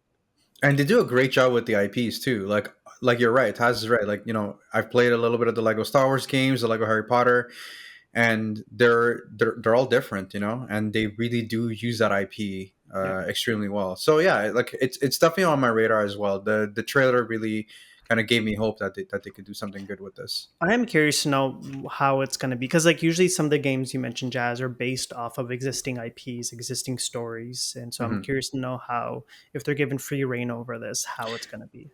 But let's not forget that the publisher, it's Annapurna Interactive, right? So like, if you guys know, like they made, That was Light Studio. Stray. Sorry. That was Light Studio. Oh, maybe I'm mistaken. I thought that they were the ones that were making Lego Voyagers. But if I'm Uh, wrong, go ahead. no. But I was gonna say, I mean, if it really is them, like, I have hope that they're gonna be making a pretty solid game.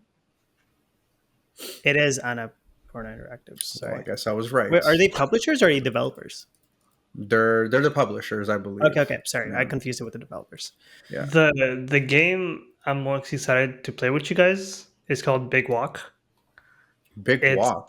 It's the people that made Untitled Goose Game. I think I remember seeing that. Essentially, it's you have up to 4 players. You guys go on an adventure in the forest or in the mountains, I believe, or I don't know if there are other landscapes. You have no map, and you have challenges spread out, and all you have is proximity chat, and that's it. So if one of you gets lost, then we better hope you have a flare or a microphone because we won't be able to find you. There's So a weird Goddamn. kind of fever Some dream. Chaotic look Monday to this morning, game. Monday Yeah. evenings.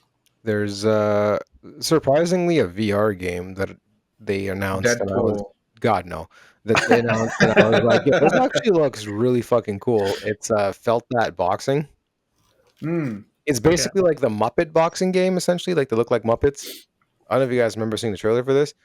It visually looks so cool Mhm. that I'm like, I would want to try this. I think the concept is also amazing, and the animations look incredible too. So I don't really care for VR much, but this is something that if I ever saw it and I had the chance to try it, I definitely would. I like it when game developers or studios will deviate from the norm. Like best example, Cuphead, for example, like Mhm. hand-drawn full animation. Like it's always like a nice change of pace. Yeah, this one did look like fun to play if anyone has a VR. Well, there is that other game. They didn't announce it here, but it's I forget what it's called, but it's kind of like it's a first person shooter and it looks like one of those old school Mickey Mouse cartoons. Oh, I was Oh, PI for hire. Yeah. yeah, that's Yeah. definitely. I think I might pick that up day one because it just looks like a silly fun time, like a Mhm. really fleshed out game. Like as much love and creativity as was put into like Cuphead, for instance. I also really want to play 007. I'm actually excited for Endless Legends too. I played a shit ton of the first one. It's a 4X game, but it's 4X done, I would say, really well. Like What's 4X? Civilization and all that stuff. Civilization. It's like exploration, extermination. Just I don't remember the other two. But yeah, the first one there was like a lot of different classes, races, and each race had their own unique ability, and the game had like several ways to win. So yeah, I'm excited. I've been thinking about it a lot. The first one, so it was a nice surprise to see them announce a sequel for it. How'd you guys feel overall though about Summer Game Fest? There was so much fluff in between some of the announcements that we were excited for that like it kind of brought the overall experience down for me, where it was just like another announcement I don't care about or like I've never heard about before, and so I was just kind of like it was more of an afterthought. It's more of like unlike watching like the video game awards or like a direct or something. I'm like honed in the entire time. This was more like I'll just leave it running on the side and pay attention if I see something that comes up. Yeah, I had it running on the side, and the entire time I'm just kind of like, dude, okay, first off, I was like, why is this so long? I thought it was going to be about an hour, and then an hour and a half in, I'm like, Jesus Christ, like this needs to end already. But yeah, like I know that they're gonna save all the real big announcements depending on release timing for the Game Awards in December. Mhm. But I don't know, man. It's I like had you the said, total there opposite. definitely was fluff. Like that whole. I'll let you. I'll finish in a second. Hold on. It's just the Death Stranding thing, man. Like he brings out Kojima, and it's literally like a 3 minute fucking cutscene of just two people talking. It's literally just that. There's no meat of the game, nothing. And then it's like, oh, cool, Kojima, thanks for coming by. And then he just fucking kisses his feet as he walks off. And it's just like, why did that need to happen? Why does this guy need to show up every time, even if he has nothing? It's as if like, it's as if he thinks that Kojima's name being part of the docket is going to bring in so many more viewers. And I think that people watch these for the trailers, but no one's gonna tune in just for fucking Kojima. Yeah, I honestly had the complete opposite reaction. I went in not expecting any sequels or anything, and so I had a good time learning about newer games. And so for like, I added so many games to my list of like want to play on Mhm. Stash, just because I'm like, okay, reduce your expectation. Don't expect any sequels. Just go in learning my new games. And I added like I think 10 games, and I'm like really looking forward to playing all of them. I don't know if you had a Well, similar a lot of experience. them are also kind of, Manu coded in a sense, right? Like you got your Code Vein 2, you got Mortal Yeah. Shell 2, you got like so a lot of them are the games that you kind of like to play. So if you were excited by all that, like great. And some of the games do look cool, and honestly, I am glad that a lot of them weren't just like sequels, because in the end, a new game is always a cool thing. It's just it was not all that much that really appealed to my tastes. So I don't know how you felt, Jaspinder, about it.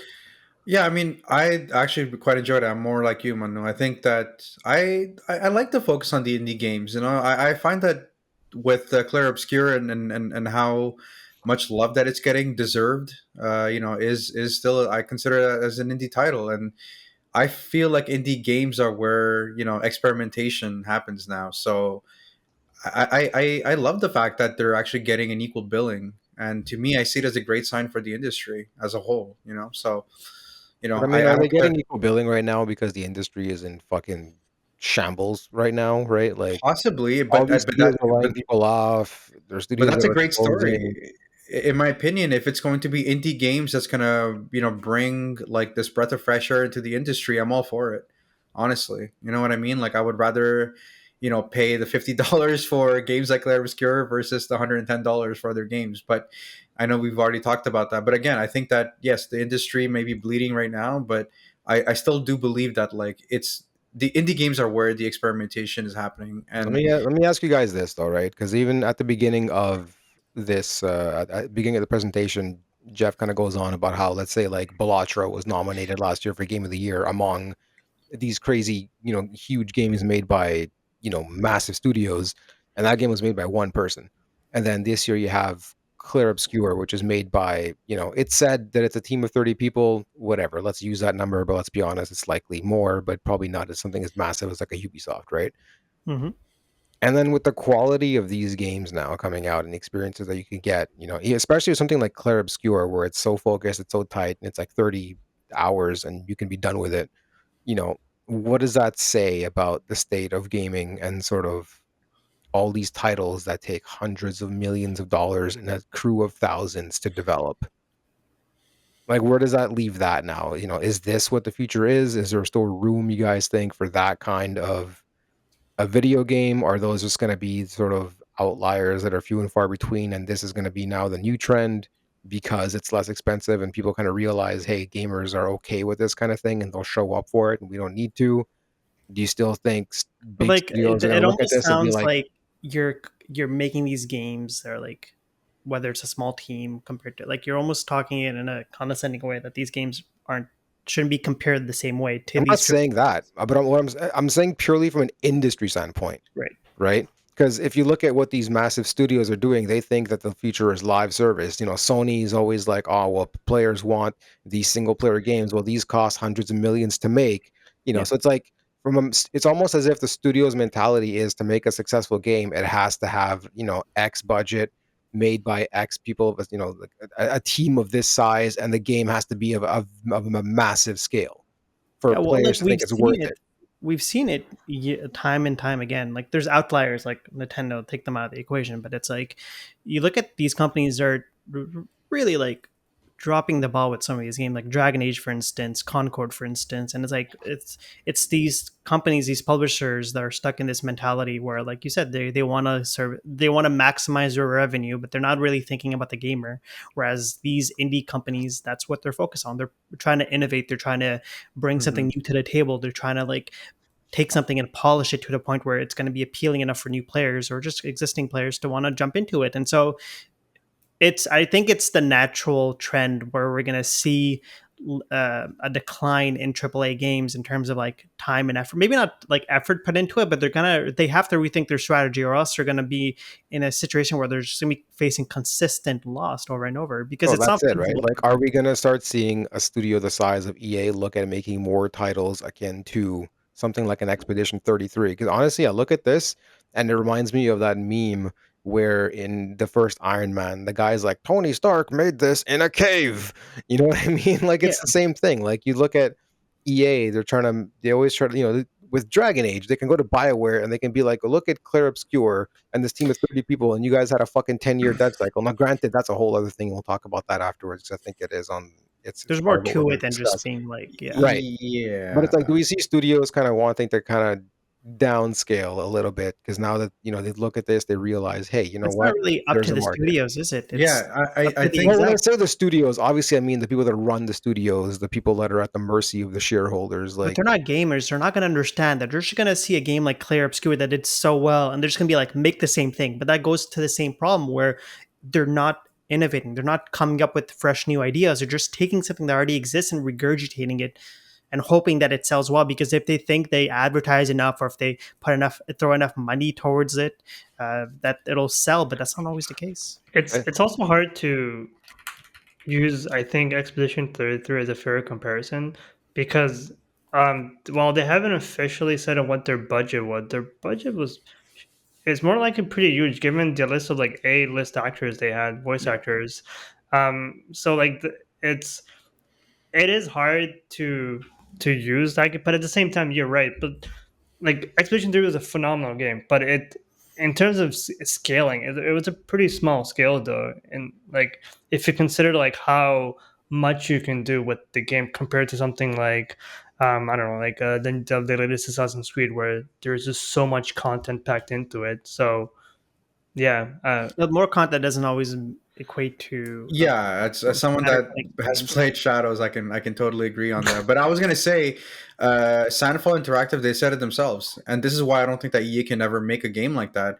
Is that if like this game can't be made by big studios because the decision making process would just take years. You know what I mean? Like it's like, it's and I think that too is also a big problem. And like I feel like when you have too many cooks in the kitchen, that's to me is a recipe for disaster. And again, I think of sports games, right? Like there's every single year there's a basketball game, there's a hockey game. They don't necessarily innovate every single year. They still sell millions because of that, because there are fans that strictly only buy those games. So they're going to buy that one game a year and they're happy to spend that $80, and for them that's fine. But I think for me it's like the way that I see it is that if you really want like the long-term health of the industry, and you really want it to be like in the positives or a positive standing, I think it also I think it's all gonna it's all gonna either live or die by indie games. And like I said, like I don't think that EA can ever make a Clair Yeah. Obscur. Definitely in this case, like indie games are like the healthy competition that the Yeah, exactly. gaming industry needs as a whole, because we're seeing these games come out every year and they're outperforming in it, and they have every right to, because they're phenomenal products. I mean, honestly, this is probably a good transition to Steam Next Fest because these demos, like, My God. I put more time into them recently than the big new releases. I mean, You that's guys need to talk to me about that Ball X Pit game, because like I know y'all talked about it, but I haven't played it yet. It's on my list, but It's yeah, so fucking good. just dude, explain it to that me. What game. what That is this game game? for this entire year, that game is probably so far my only guaranteed day one. like, Wow. It Really? is. I put 3 Breakbreaker, hours resource into the management, demo. Breakbreaker, resource management, base building, roguelites. What? Am I missing anything, or is that I Phenomenal think something? that's soundtrack. basically it. Yeah, the soundtrack. I was like, what the hell? Like It's it's just one of those few times where I was like, I'm just gonna up the volume on the game, and like, yeah, it was great. it's so fun. It's such a And I mean, I want to say simple concept. It's not a simple concept if you really think about it, but like it's just the way that the game plays and just all the fucking item the power-ups that you can get and the builds you can have. Like It's like think of our experience with Brotato, like the different combinations that you can do with like weapons and stuff. And that's kind of what this is. You see like things flying, like the balls flying out of your character, like bouncing around. You're seeing numbers. You're seeing enemies die. They're getting frozen or like poison, and all these different weird combinations they can do. And it's just like so. Um, so every stage is split into 4 different sections, and every section you encounter a boss, going up into a big final boss. Waves of enemy approach you, and it's just like a breaker game. You shoot balls around the field, and they'll bounce and hit enemies. yeah, Every time you level up, you get to choose between another ball, or so either upgrade a ball you currently have, or add in another ball, or you can add a passive modifier. Eventually, monsters will drop a fuse little item that lets you combine the balls you have. So, for example, one ball passes through enemies, but if you combine it with another ball that shoots a horizontal laser every time it attacks enemies, you have now a ball that passes through the whole stage and continuously shoots lasers horizontally. So the game gives you a nice combination to like a cool way to combine multiple abilities into this chaotic mess of yeah. balls flying everywhere. And then you have characters like that have their own passive abilities too that you can pick at the beginning of a run, and so that adds like a bit more variation to the game as well. it's Okay, so so fun, dude. when is this It's coming out? I don't know. There's no release date, but The gameplay loop is really addicting. It's It is always really just addicting. one more game, one more game. Yeah. yeah, no. The only correct answer to when is it coming out is really just not soon enough. Like, goddamn, it is so fun. It is so fun. I just have to mention this game. It's not. It's following Bollock's, but it's very disappointing. But just title alone is why I picked it up. It's How to Train Your Cock. Yeah, And I was like, what? so I saw this game. I was like, whatever, I'll humor it. And it's basically like those idle games that you just leave on your desktop. And it's basically it's a baby chick that's working out, and as it's working out, you can upgrade its stats. You can add like uh, tools and like other like weight training devices, and it just like gets stronger and stronger. And that's all it is. That's But the it was silliest just thing I've ever. Well, what the hell? Yeah. So it like it's just a thing that you add to your desktop. yeah. You And launch then you it, it just see goes on your this. desktop. I had that Interesting. playing while I was playing Ball X Pit, just for perspective. Have So you're you playing with your cock while you're playing with your Balls. balls. Oh god. What about there's a Morbid Metal? Has anyone played that? I did. I believe it's being published by Ubisoft. It's this extremely fast-paced hack and slash and roguelike game. Essentially, you move stage to stage, you kill a bunch of enemies, and in the end, you choose one of 3 upgrades. The demo was short. I only got to experience like 3 to 5 enemies. The combat is really interesting because it kind of plays like a DMC game. In DMC, Devil May Cry, you have I think 2 weapons at once. Taz, please correct me if I'm wrong. And you can freely switch between them, allowing you to chain these ridiculous combos. And the end of every encounter, you get a grade, and you're scored based on this grade. This character does something very similar. In the demo, you're given 2 characters. One that's super fast and agile, and another one that's super slow and strong. Apparently, in the full game, you'll have access to 4 characters. But similar to DMC, you can freely switch between these 2 characters, which lets you do these just ridiculous, flashy looking combos. And in the end, you get to the game gives you a score, and you get resources based on how well you scored. My only gripe with the game was the camera. The camera was very Like a, janky. was it like a Even when Ninja you, Gaiden situation. yeah, even when you lock on, I had to manually adjust the camera every time. But overall, the game looks fun, so like it'd be worth checking out on full release. Is it a day one for you? You feel like No, I only have one day one in this list, Ball and X I'm Pit? sorry. have we talked about it yet? Probably not. I No, guess. no. Oh, okay. Wait, hold on. I Okay. want to. Actually, no. I'm not gonna guess. We'll just get to it. Manny, I'm Yes. curious. What are your thoughts on Moonlighter 2? Man, I was walking into this with a lot of skepticism because I really loved the original like pixel like graphics, but I think the 3D. I love Moonlighter too. Wait, you played it too, right? So Did you? I want to know what you think, and then I'll tell you what I thought. Okay, I like all the changes that they did to it. They took the first game and then completely overhauled it from the ground up. It feels like, and I was like I said, I was skeptical about the new 3D art style, but they did a pretty good job at like maintaining the same look and feel of the game, and I also like how the new inventory and the new battle system works. So when you're traversing through the levels this one, it's kind of like Hades inspired, where at the end of the level you can choose the path of the next room you want to go to, and it kind of like there's icons that designate, okay, are you going to a room with like chest or upgrades or like a mini boss, or like with an NPC that I can use to like upgrade your equipment or your items. And then even the items in this case, as you're picking them up, I like what they're doing because there's like a whole inventory management system that they have in place. So you can only hold up to like 8 to 10 items if I remember correctly, and then depending on what items you're picking and how you're placing them in your inventory, they're going to modify the value of the items and other items as well. For example, if you have a relic and there's an asterisk to it that say if you burn this item it'll duplicate it, but then you find certain items that if, okay, any item to the right of this will get burned, and so okay, you put that next to it, now you're gonna have 2 relics worth 100 gold each. And then it's like you're gonna have items that are like, okay, for every firewood that you have in this row, like add 50 gold to it or something. And so it adds a pretty interesting twist to the game. And then even the way you sell these items, it's no longer you kind of adjust the price. It's the value is going to be solely based off the item at the end, but then you have skill perks when you're selling them. So so if someone's interested to buy, you're going to go up to them and you have merchant skills. You're like, okay, I'm going to increase the value by 10%, or I'm just going to increase it by like X amount of value. And that kind of adds an interesting twist to the kind of merchant system as well, because it's no longer just negotiating. It's basically the more you sell, the more abilities you get, and you kind of see that directly affecting the prices of the items you're selling. So I share your opinion for most of those things. Okay. I prefer the pixelated graphics to the first one. I think it There looks is a nice nice. touch about I that. think it looks nice, but I Yeah. feel like there was something lost in translation when they made it 3D. Mhm. It just looked more, I don't know, quaint, and it just lost a certain sort of not. I guess it lost that cozy quality that the It did. pixelated graphics kind of provided. Yeah. Um, and I don't like the merchant system. I was gonna ask, I did they much make it less preferred. trivialized? Did they make it? That's what. Less trivialized because in the first one it was very like simple, right? You just It feels more like one of those games, like, you know, those like kiddie games where it's like you're trying to maintain a restaurant where it's like, grab the dishes, bring it to the customer. Cause like you're not just selling, but you're also cleaning and polishing items.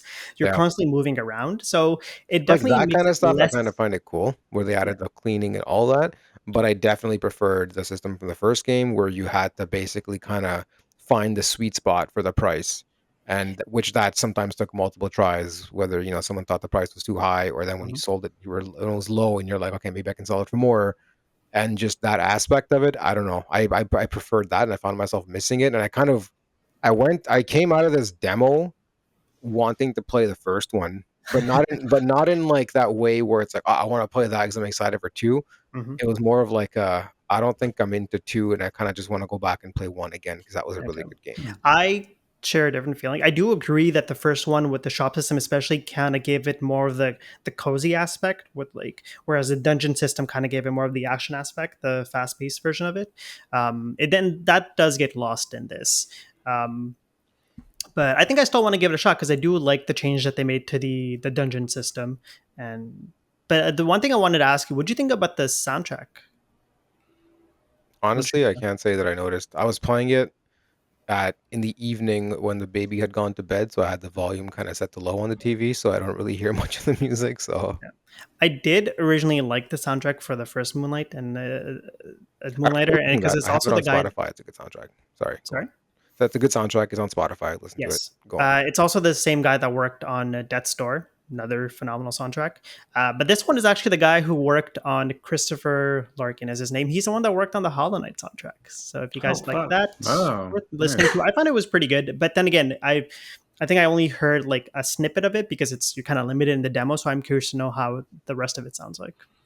Well, has anyone played Ragebound? Like, I'm surprised that nobody's talked about it. Has anyone tried the demo for it, I or no did. one's excited? No, I played it. It is really good. I mean, honestly, there's not really much for me to add to it. Like Hmm. it gives you a good taste of this how the game plays, obviously, but you kind of really get an idea of like, yeah, this game is gonna be fucked. Like How does it it's compare to like the OG Ninja Gaiden games? honestly, it does a really good job of keeping the spirit. So it's almost like it's that with updated animations, but it somehow just retains similar gameplay while adding other things like being able to kind of launch off of projectiles to get a double jump. You have your magic uses. Um, it is a hard game. It's well, yeah. I mean, you can really. I play this and I'm like, I know that I'm gonna get my shit kicked in once the full game hits. And Well, because it's the sometimes it's nature of the game, happening on the right? screen and getting attacked by all directions, and it's the usual figuring out enemy patterns, all that kind of stuff. But I mean, at the end of the day, if you like, 2D side scrolling action like this, there's no reason you would not like this game. Like it's very par for the course. All right, so that basically means that I'll get a really great fantasy critic score. God damn it. God damn it, uh, Abdul. what about? Sorry, and I feel like Taz might have downloaded this, but Dead as Disco. That's It's like probably this beat 'em up. that's probably my other day one. Honestly, There this you go. game See, I I knew keep it. seeing I clips of knew this. is it. so fucking fun. They just basically someone just took Arkham Combat and they made it rhythm based. I Oh literally my wrote that down. god. I wrote Arkham Knight plus rhythm game. It That's exactly. is, Oh, you played it too, Manu? Yeah, I loved it. but it's not so rhythm based that it's not like, let's say, oh god, what was the one on Xbox that came out? The Oh, Oh, Hi-Fi Rush? Hi-Fi Rush. Yeah, it's not like Hi-Fi Rush where you have to keep the beat kind of. There's and I kind of wish that there was a bit of a metronome in the game somewhere because the thing is you can also import your own tracks. Mhm. And then with that, you calibrate the BPM and you calibrate the lag so you can actually the moves kind of strike to the beat.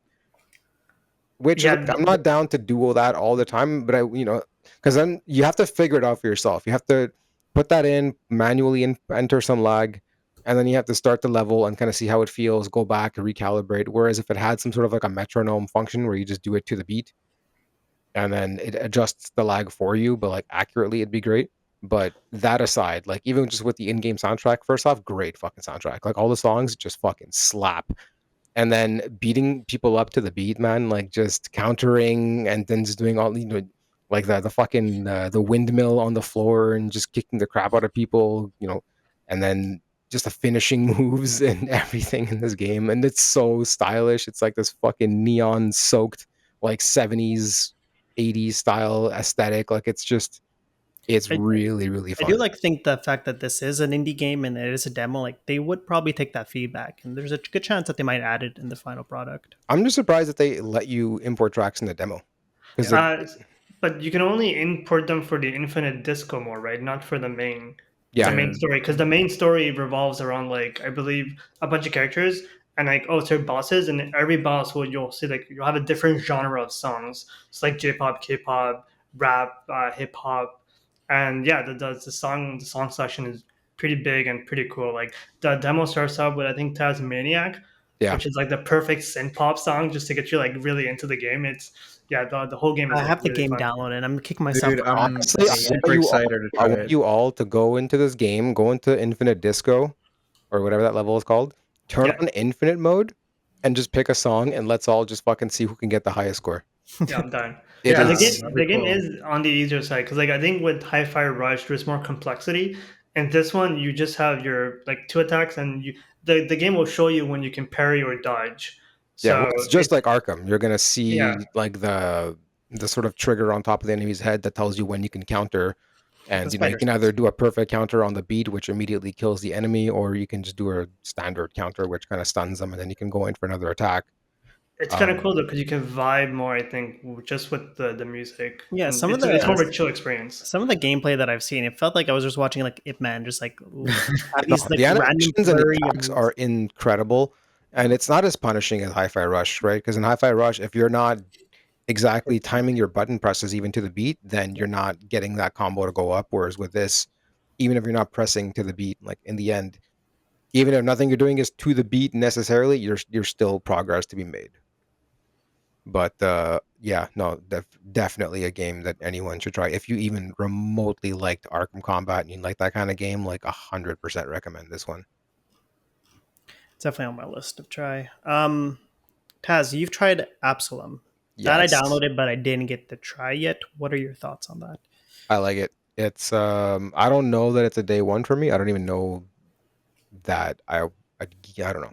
It's it's a beat 'em up. It's made by Dotemu. So they made Streets of Rage 4. I think they also did the Teenage Mutant Ninja Turtles beat 'em up a Mhm. while back. So Oh like wow, nice. in terms of mechanics and and the gameplay and everything, it's fantastic. But Yeah, it's it's a it's a beat 'em beat 'em up up with like a roguelike. Magic the Gathering kind of Yeah. fantasy twist. It's a beat 'em up roguelike, essentially. So you're going on runs. It has that sort of Hades-ish factor to it, where at the end of whenever you clear a screen, a power up appears and you can choose between one or the other, and then you make your way across this map on different levels, fights and bosses, all that stuff. When you die, you take some stuff back with you, upgrades, you're more powerful, keep going back on subsequent runs. It's also multiplayer, which is pretty cool for a roguelike, so you can play two players online.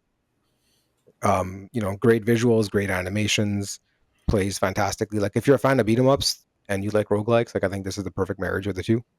Hmm. It's a very sort of somber world that they've created, which is like pretty cool for the studio, considering normally it's very sort of, like I said, Teenage Mutant Ninja Turtles, Hi-Fi Rush, very colorful, very, in a sense, I guess neon soaked as well. Whereas with this, it's a much darker tone.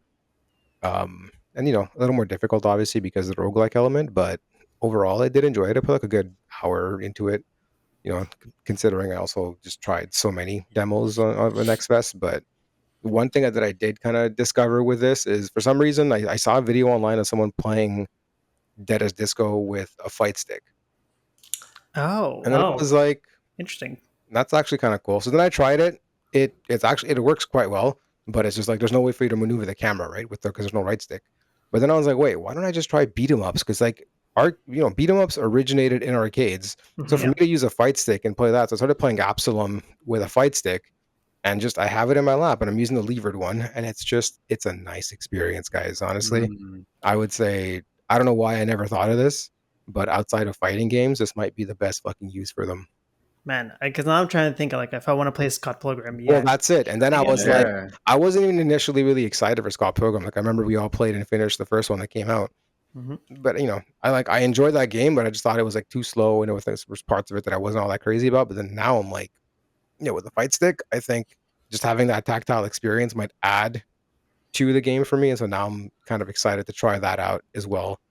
And really any beat 'em up with a Yeah, there's a lot of beat 'em ups coming up, dude. There's like, didn't they also release a TMNT one like not too long ago, like yep. recently? I don't know that it was a beat 'em up. They did release one called Splintered Fate, but that's literally Hades with a TMNT Mm, skin, which is pretty okay. cool. But it's not like it's not the kind that we all played together whenever that came out, like a year or two ago. I'm Okay. more interested to hear about Starbirds from my Yo, brother because I remember the message that I got was because we were talking about like retro games that we're addicted to, and his message was, "Speaking of drugs, I found mine, Starbirds." Is this your day uh, one? this is hands down my favorite demo, and I will 100% buy it on release. It's this I haven't colorful. heard of this. It's this colorful, cute, relaxing base building, but mostly resource management game. That'll do it. So like Satisfactory was my jam. I spent a bit under 3 hours playing it, and I 100% to the demo. The on Steam it has achievements, and I got them all.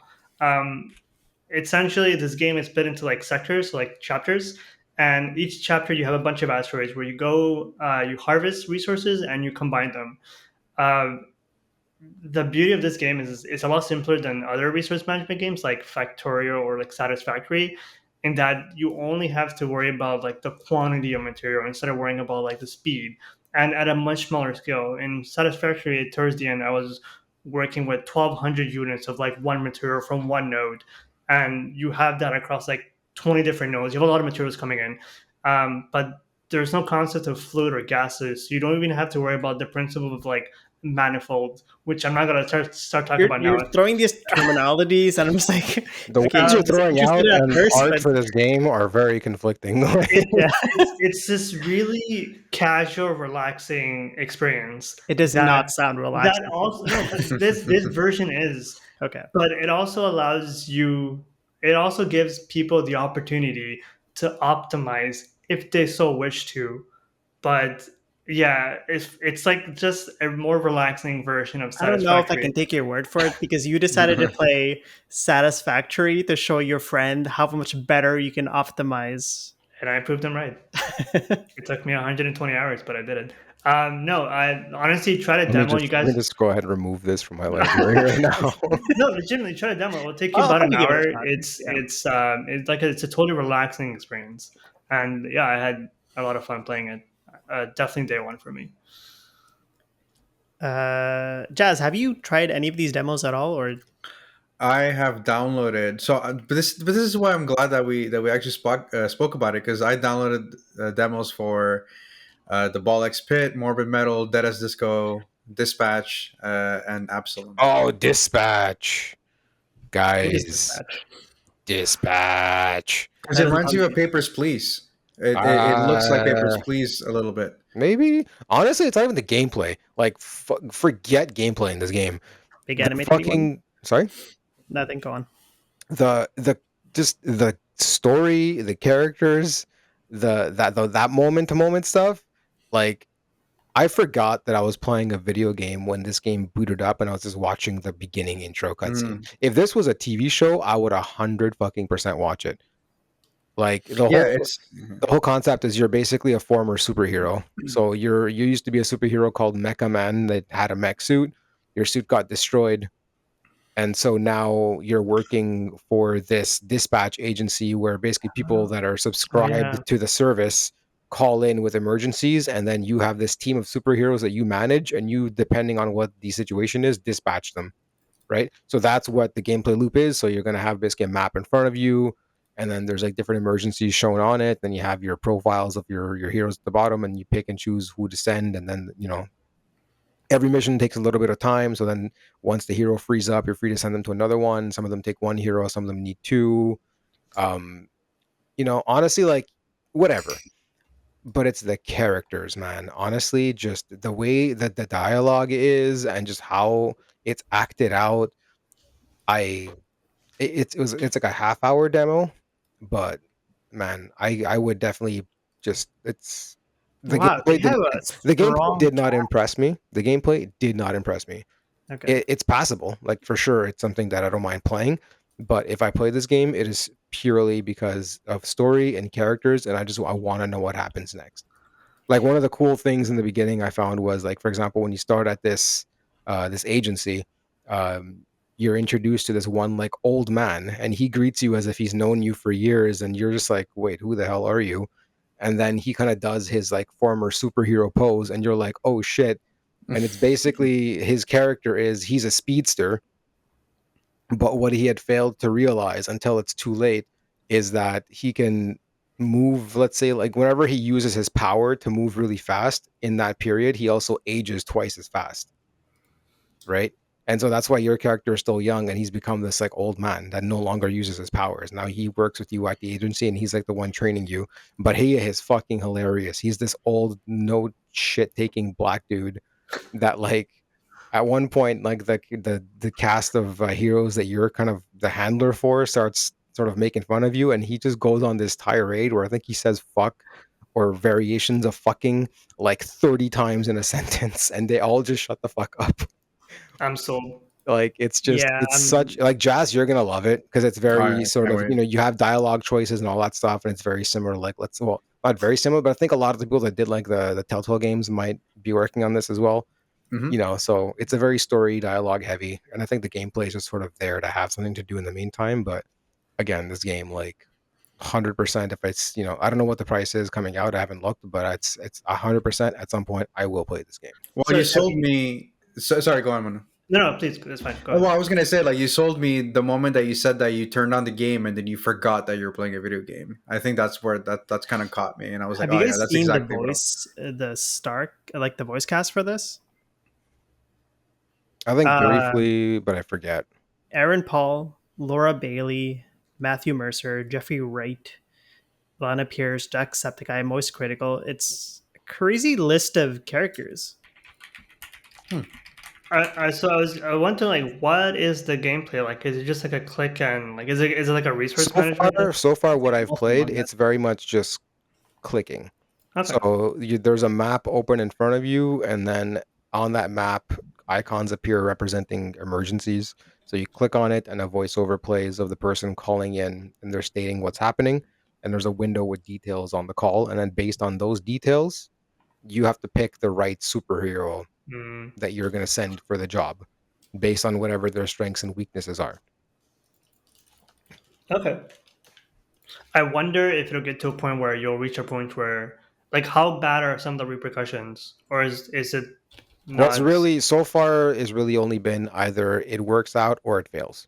Okay. You know, Okay. but everything that you do, there's some resulting dialogue within your team where you learn more about your team. And your team Mm, is all basically like they're all assholes. They're the ones that nobody wants to work with. They're very abrasive, you know, so that kind of definitely brings in another layer in terms of your relation to them. They don't know who you are, so they don't know that you're actually, you know, that you used to be Mecha Man. hmm. um you know, like one of the heroes on your team hates Mecha Man, but he doesn't know that you are Mecha Man. You know what I mean? Like Okay. that kind of thing. You know, diverse heroes, like they're not like your typical, you know, one of them's like he's a what is he can like make fire, and he's very pyro based, and his character is like suave and whatever, and he's like Iranian. You know, like just little cool combinations like that that make characters that kind of have the same sort of archetypes you've seen, but with a little bit of a twist on them. uh Dialogue so far, none of it has been like super cliched. Like I thought that everything was just sort of like very down to earth, and it's just like stuff that you would hear. You know what I mean? It's not like over the top comic book shit. So just yeah, the gameplay, you know, not super exciting. I'm sure it gets stressful later on because there's definitely times where all your, you know, many of your heroes are out on jobs you sent them for, but then more stuff keeps coming out, and then it's a thing of juggling. Okay, well he's done in like 20 seconds, and then this I have about 30 to send someone to this emergency, so maybe I can time it that I can send him. And then with certain heroes, you know, they all have their set abilities that they contribute, but then there's certain stat switches. So like one of the heroes you're managing essentially is a giant bat, but he went to prison because he used to be in finance, I think. So he's addicted to just doing like money schemes basically. And he's part of this as like a sort of reform program or whatever. But then every time you send him out for a job, when he's done with that job, he enters like an aggressive state. So then you have to be careful with the next job you send him to, or you know, Okay. things of that nature. But So there is some complexity to yeah, the gameplay. Okay. it's not just clicking for the sake of there being something to do in between the cutscenes. Like there's more Okay. to it. I'm kind of downplaying what it is just because I'm so hyped for the rest of the game. But yes, there is complexity within the gameplay mechanics that are in between the actual, you know, what I think is the meat of the game, which is really the interactions and the dialogue and the writing and the characters. Okay. You know, if you guys don't even want to play it, I'd just watch a YouTube video of the cutscenes that happen, so you can skip the actual gameplay portions and just see the cutscenes of the game. Because again, Yeah, if I'm this was definitely just like curious. Amazon series, I'd be like, great. I would not even bother playing the game. I would just watch the series because it's that Yeah, if anything, nice. like I'm curious to know about the direction of the story and where it goes. But It's definitely piqued my interest. I think I might actually put a demo like you'll be done tomorrow. in 30 minutes. That's all it takes. Perfect. If you watch all the cutscenes and you do whatever, because it's a timed, I think it's like, timed in terms of the gameplay portion of it. So you're Mhm. done in half an hour. Okay. And I think that does it for all the next fest stuff. I think we touched upon all the demos. Yes. Actually, wait, Memories in Orbit. Did we talk about that one? Uh, yeah. No, we haven't. But like, I mean, I played it. Not much to say. It's a simple Metroidvania game. Okay. The game is very beautiful. I would describe it as like storyboard mixed with watercolor. It's beautiful. The music is super serene. It lulls you into this false sense of safety. The game is fucking hard. Uh, there is no dodging. There's no parrying. It's very slow, but there's a few problems with the game. I think a few complaints, but overall, if they address those issues, I think there is potential for a decent Metroidvania type game. But Is there anything at all that stands out, like among like other Metroidvanias or? Not really is the thing. It's really just the art direction that's Okay. I think one of its biggest thing. There and I spent about like 1.5 hours playing the game, and I got to experience 3 different biomes. One of the cool things is the way you traverse in each of those like environments. For example, the in the ice area you have to glide and use the momentum to like get to higher levels. In the poison swamp you have to use the flowers to like bounce across like the environment. So the game does kind of throw a lot, but there's just like the game is a bit too slow, I think, for a Metroidvania. Like there's no, because there's no dodging, you have to play the combat more safely, and it just kind of bogs down the whole game. But yeah, I'm curious, but maybe they don't give you access to those abilities in the demo. Well, I'm curious to know if that changes your opinion if you get to try the full game whenever it's released. Yeah. And finally, the next bit of news before we kind of jump into our discussion question: the Xbox ROG Ally officially revealed, which is pretty interesting because we had just talked about it the last episode. And so basically announced during the Xbox Game Showcase 2 versions, so the Xbox Ally and the Xbox Ally X. And they're going to be running on a native version of Windows 11. So you'll have actually access to not only Discord, but Steam as well. So Did you guys see the reveal video? Actually, like the inside the room, because it was pretty funny. Because the moment it was pretty cool, right? Like this little, I guess, block of, I guess you can call it crystal or whatever it was, and then kind of molding into a console.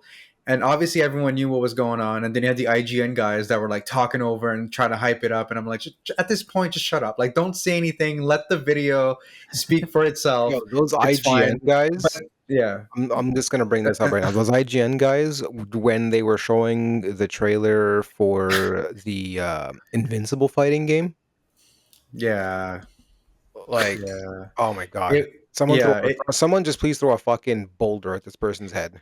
it felt forced. But what I was going to say about the actual reveal is that it's so funny because people were so hyped up, and then the moment the ROG came up, it was just silence. Like, it's, I don't know what happened to the room, but like the moment that people saw ROG, it just kind of sucked all the energy out of the room. And obviously, like, they were excited, but I just thought that was pretty funny, considering yeah, that I am in the market, I really want to buy a handheld. And I would, I think a Steam Deck would be great, but also I like the fact that they're kind of making like this new OS from the ground up, more, PC flexibility, but also kind of built in, Xbox apps. And I think I don't really know what to expect from this. I think in an ideal world, if they really, really want to push this handheld and their service, I really hope that it comes with Game Pass included. you mean like kind At of least like for a it year. includes? Oh, it Yeah, includes it. at least for a year or There so. I is think no that Maybe like this, 3 months way maximum. you're getting maximum 3 months of Game Pass. There's no one that's getting a full year of Game Pass for this with this thing. yeah, but For I'm sure, saying no. that I'm saying in an ideal world that would be the case. And the other thing that I'm worried about is the price, because if you look at the ROG Ally right now, or or Ally X, or what, how do we know what they're called anymore? But it's like $1,100, $1,200. So I can't even, like, what do you guys think that they're gonna price this at? Like, they Wow. purposely didn't mention a price, right? I mean, I know that release date is like, yeah, this holiday, but do you guys have any kind of idea of what they might price this at? Well, no idea for price, but just to kind of add a tiny bit of an asterisk, if you consider how when the Xbox Series X came out and the Series S, there was like an all access version of it where it came with 24 months of Game Pass. It was included in the price, but it was still cheaper to get that version because it was still including Game Pass. So I wouldn't put it past them to also kind of have an inclusion of sorts I with think this the thing is going to be so Ally. fucking expensive on its own that they're not going to have an all access version. And if the Ally X right now is, let me just go on Best Buy's website. It's 1,200. If it's 1,200, I'm guessing this thing's not going to be lower than 1,500 Canadian. That's crazy for Yeah. a handheld, dude. The Steam Deck is like $600. At this Okay, point, let me. the Here's the Switch thing. 2 doesn't look that bad, does it? Well, look, It doesn't. handheld. It's a handheld, fine. Yes. And before we even get into that, let's just say this is not Xbox's official thing. What am I fucking trying to say? It's not their handheld, the official Xbox handheld that they've been working on. This is like a partnership with Ally, but this is not Microsoft's. Did they say that they're gonna have their own? They 'Cause- paused No, it doesn't development on seem that. like it. They paused development on that from what we're aware of. So I oh think this right, is like a different kind of product. Now that yeah. said, it's running I guess a custom version of Windows. So when you're booting up this console, it's basically booting up into like an Xbox style interface. Windows is on it, but it's basically only strictly running the Windows processes that you absolutely need to play games. There's nothing else going on in the background. So it's Mhm. freeing up resources and it's putting the maximum towards games. You can still boot into a Windows desktop if you choose, but by default, this is what it's set to. So the fact that they've optimized Windows to that point where it frees up, a lot of, let's say, RAM and just general resources to go into gaming, because that's the one thing that they discovered is when, for example, you're running standard Windows 11 on, and you're playing a game on the Ally. Yeah, you're playing the game, but regular Windows is still running in the background, so those processes are still taking up resources. This is not the case anymore. So at least they were smart enough to do that, and the fact that you can boot into regular Windows, you can play your Game Pass games, you can play your Steam games, Epic Game Store, all that other stuff. You can plug in a mouse, a keyboard, you can hook it up to a monitor, use it as a computer, hook it up to your TV, play it on that. So like, yeah, As a fine, company, it's 1,500 probably seems a not a lot, bad but idea that they're kind of like testing this out with the Ally, see exactly. how it runs, get feedback, and that'll probably mean that whenever they're ready to release their own product, they can get the feedback from this. So like, if they notice that this is people are deeming this to be too expensive of a product and they notice that, for example, or just like from a software point of view, or even a hardware point of view, like this is all feedback that I feel like would make for a better Xbox handheld device. Oh yeah, they're not stupid in knowing that like Windows isn't an issue, right? Because if you look at the Legion Go, there's versions of Legion Go coming out now that don't even have Windows installed. They're running Steam OS, Mhm. and regardless of the fact that hardware remains the same, if you compare a game running on a Legion Go, same hardware specs, running Windows versus Steam OS, the Steam OS version outperforms. So I mean, just to go back a bit, the ROG Ally currently, the 1 terabyte version is $1,100, and it also comes with 3 months of Ultimate Game Pass. So, Taz, I think the one you saw was a 2 terabyte one. So I'm assuming this will probably be like $1,300, which I think is pretty reasonable considering given the price of the ROG Ally currently. It is very steep, but I mean the hardware is pretty good though. I mean, you're basically getting a mobile gaming PC, right? Yeah. It's not Mhm. it's not like a Switch where you're tied to that one ecosystem. Like it's literally a whole ass PC that's mobile and you can play games on the go. So I think, again, they haven't announced the price point, but let's say it's like whatever, 13, 1400. Is it steep? Yeah, for sure. But for everything that it offers, is it as bad as you might kind of think initially? I don't think so. It's just another version of a laptop, for instance, or like for some people Mhm. that don't need a computer, it's just like an alternative instead of having a desktop PC. And what do you guys think of? We didn't really talk about it, but the design of the handheld. I love it. The fact that they by default built in those handles to make it more ergonomic, Hmm. Mhm. fantastic idea. Hmm.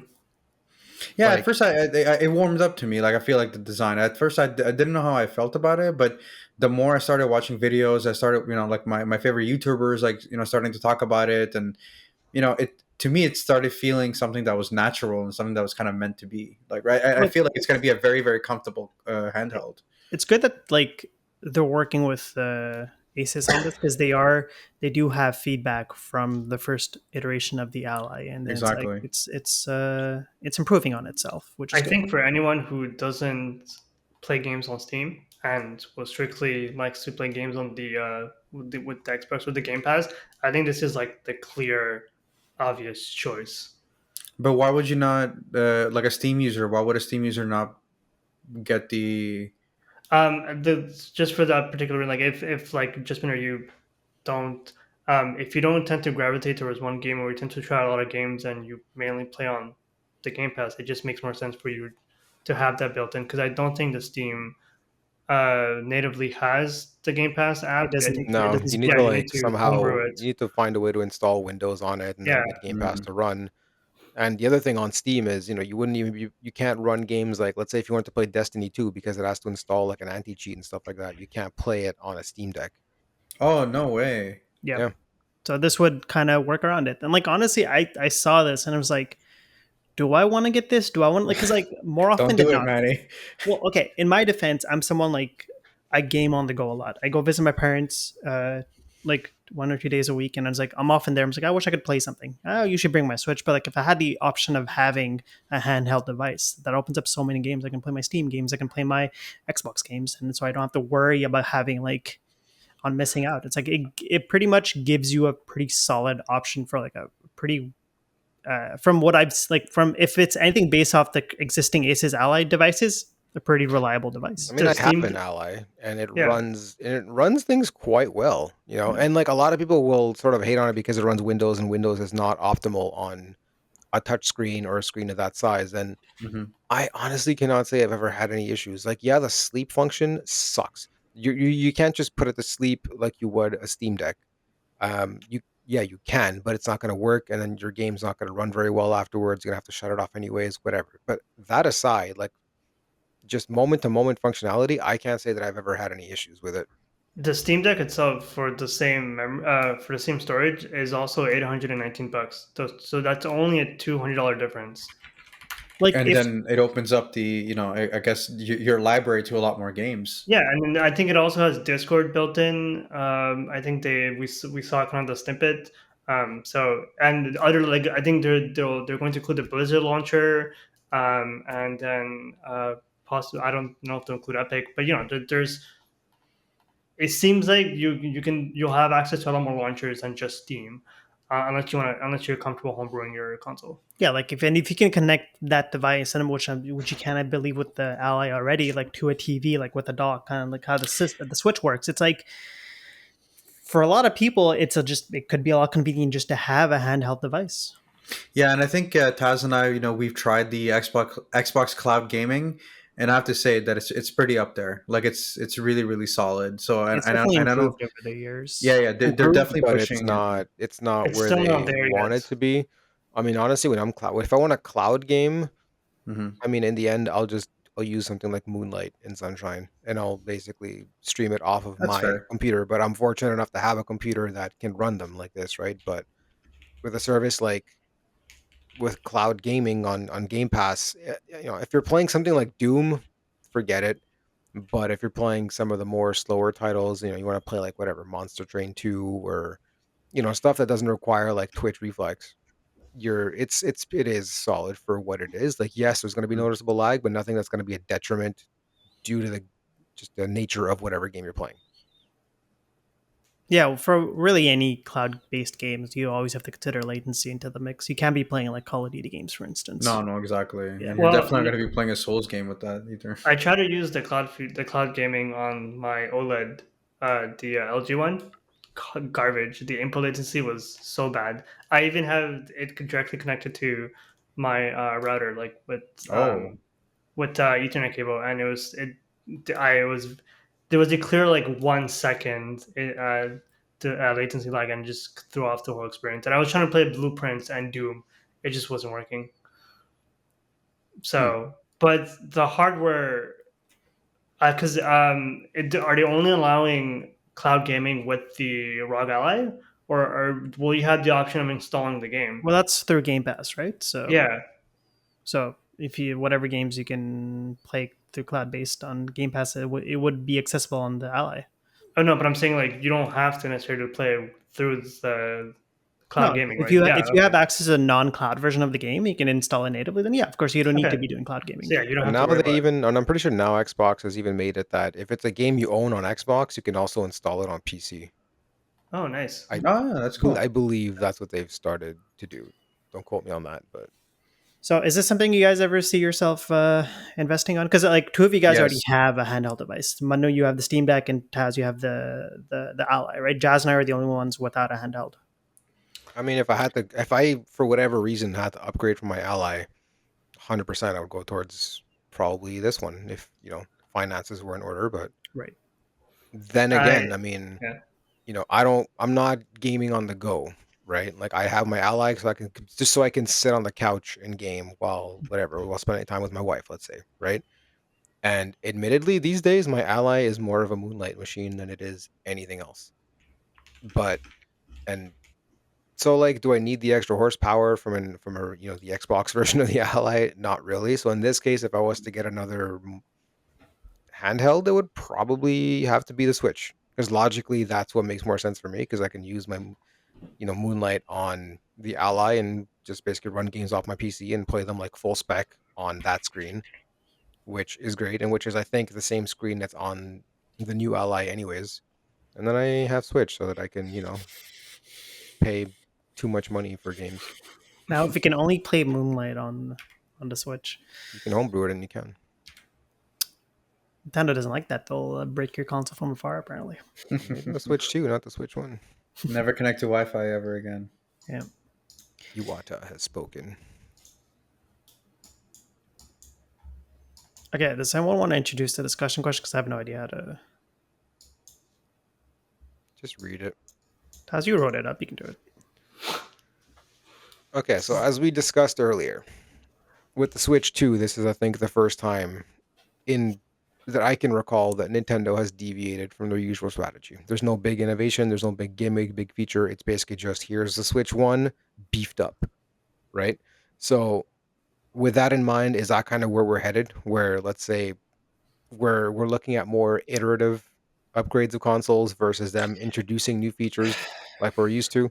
Like even something as recent as the PlayStation 5, it might not be on the console itself, but the controller, they were touting out the vibration on it and the basically sort of Astrobot was like a tech demo for what the controller can do and the adaptive triggers, whatever they called them and all that stuff. And like Is that really innovative? I mean, no, but it is something that the PS4 didn't do. Right. But Right? it's like I don't know. When I consider innovation, I'm thinking about from the Game Boy Advance to the DS, for example. Yeah, Well, but I right, think but that's what that I'm saying is like when we're looking at upgrades now, is this kind of what we're expecting? Or let's say the PS6 and the new Xbox come out and it's basically just more powerful current But that's gen how it's always hard. been. Yeah, I there's think so nothing too. PS1 with to Sony and 3 to Microsoft. They've 4. never really done anything major or big or innovative. It's just the same hardware spruced up with like one or two new features, but it's nothing like that stands out compared to like how Nintendo Well, does no, it. it's better hardware, Right. same features, and maybe they've changed the interface, and that's it. Yeah. I mean, I Xbox feel definitely has never done anything. I know they usually try with like Connect and all that stuff, and that failed miserably. PlayStation, they introduced the adaptive triggers and then the vibration feature on it. I They can't also had name those one dildos. I game. forgot what they were called. The what now? Oh yeah, the the The dolls. PlayStation PlayStation Move. Move. Move, yeah. But then, had even that. now, no one really cares for any of that. I don't think anyone uses adaptive triggers in a game. Before it was like, oh, you pull the trigger and it's like the tension of the string when you're on the bow and you're shooting the arrow. And now it's like no one Some even games talks used about it. Like I know Returnal did it well, where you'd have a different weapon effect, like shot depending on how far back you pulled. But yeah, Like most it's none of the games. purely on developers to utilize this, because if they don't, then it's kind of like a missed opportunity. Like the one thing we saw with the 3DS, for example, it's like towards the end of the 3DS life cycle, less and less games really put an emphasis on the 3D feature, and that just became an added thing where like eventually with the 2DS and whatnot, they kind of scraped it off. So So at this point, it's like, are we just looking at better graphics now? And that's sort of all we need really is like better performance. I don't know. I feel like having seen At goat companies one point, try. you kind of reach a wall, right? Like how Yeah, much more at some point is there really going to be a need for? Like deep, your computer is like what, 8 years old now, 9, 10, whatever. 20. But I built it in 2018. you're still pretty okay with the titles that come out because I mean, let's face it, Yeah, even it's not always like going back to that discussion of the whole indies and Balatro and all that stuff. Like, if you're satisfied with those kinds of games, you're not going to need the latest and greatest anyways. that's it. So like Yeah. at the end of the day, what is innovation when it comes to new hardware, right? Like are we just stop because eventually how much better do graphics get? How much better is anything in a game supposed to get Well, really? so Because even now, besides like the the Switch 2, which is kind of just like an outlier with Nintendo's history. That's a console I'll usually, or a handheld I'll pick up every year because that's what they usually do. And just because they didn't do it this time around doesn't necessarily mean that we can't expect anything like that in the future.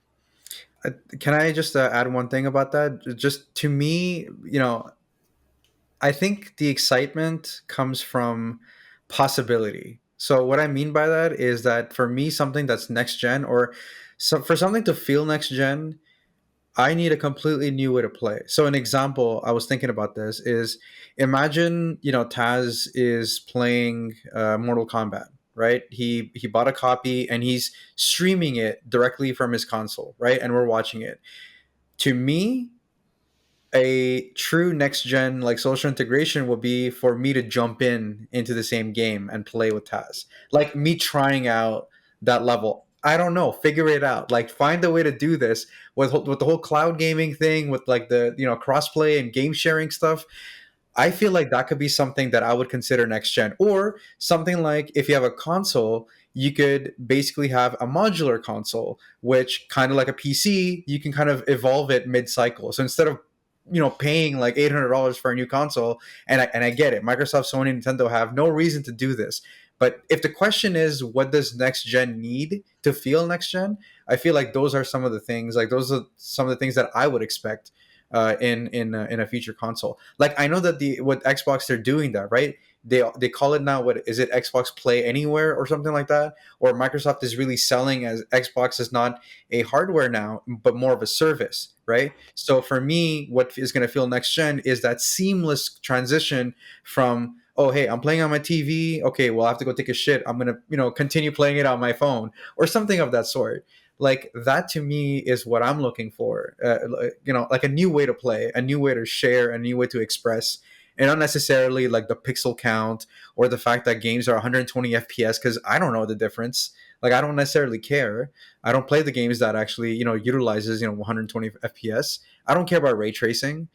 Prettier and faster to me is not really what is in my checklist anymore. To me, to me there's more than that. So To like, add on to that, it's like it's kind of hard to get excited about new consoles, new devices being announced because we're kind of blurring the line about like, because one big thing we were excited about were kind of like the first party games that were tied to specific companies. So like Sony had their exclusive libraries, Xbox had their exclusive libraries. I feel like a lot of the buzz and excitement was kind of surrounding those titles, those exclusive hmm. games. We don't have that anymore. Eventually, first party games are coming at the PC or at the Xbox or the Sony and whatever. So it's like it's less and less excitement or looking forward to wanting to get the next PS5, the PS6 or the next whatever Xbox it's going to be, because why would we want to get it? Because when we can just play it anywhere.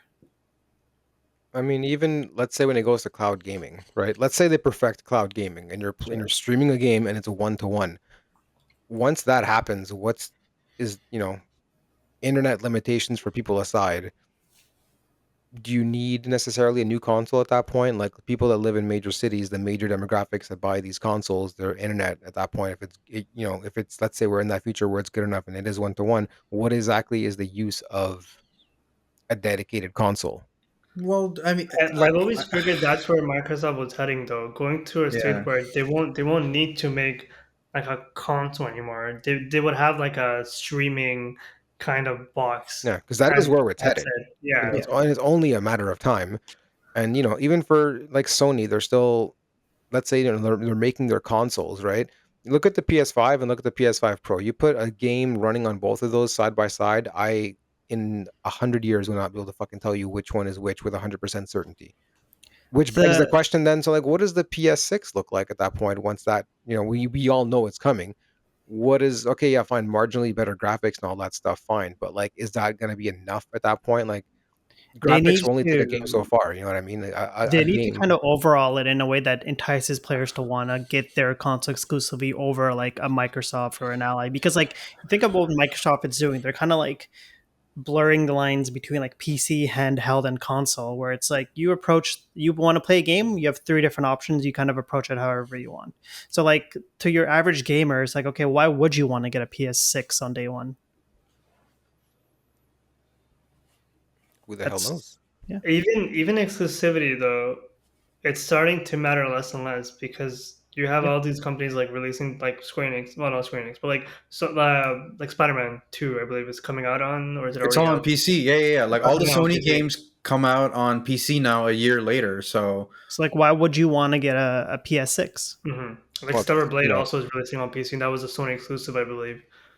well, that's it. Um, Like you look at Final Fantasy is the perfect sort of example of that, right? They had the deal of exclusivity with Sony, and that backfired on them massively because they ended up not nearly hitting their projections like they wanted to. mhm.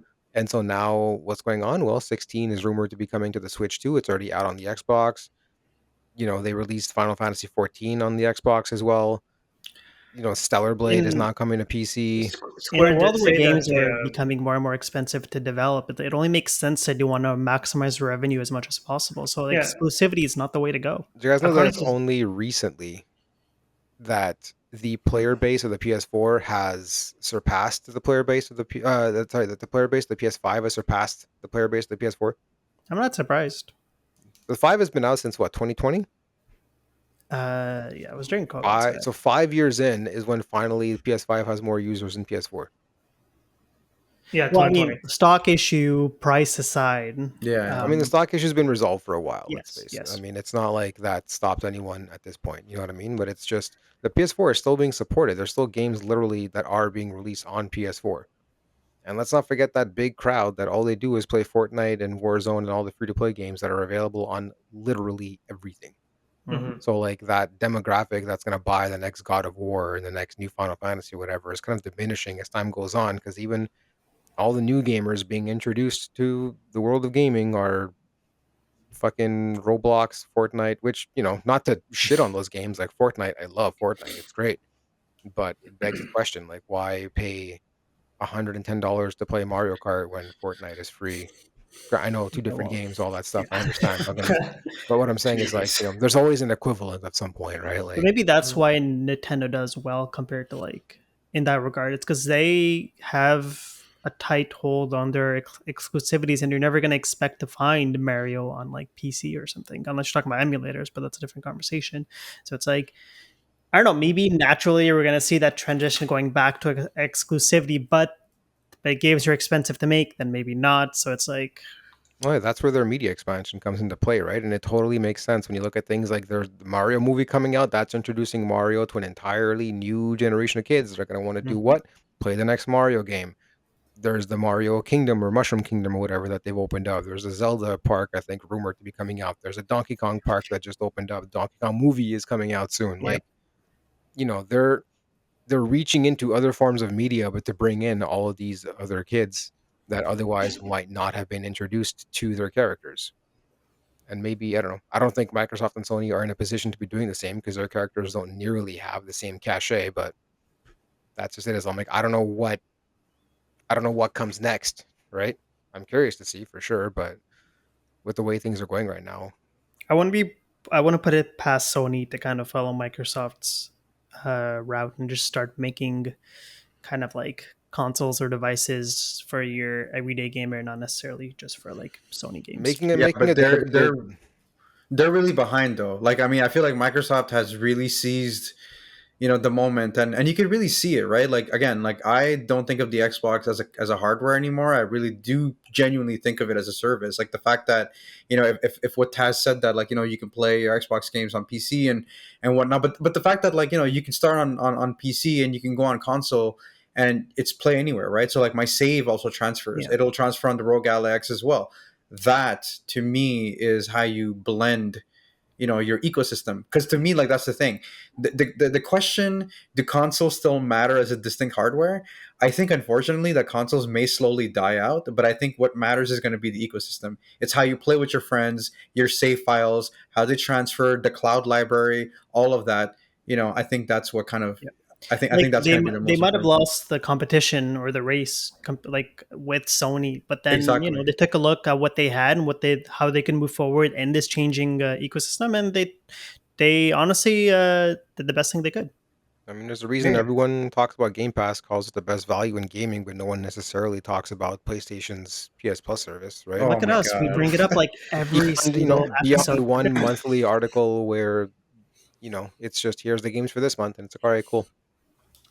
And like I don't know if you guys noticed during the Xbox showcase, 80% of the games after the reveal was day one on Game Pass. Yeah. Yeah, 100%. Expedition was day one Game Pass. Like, Yeah.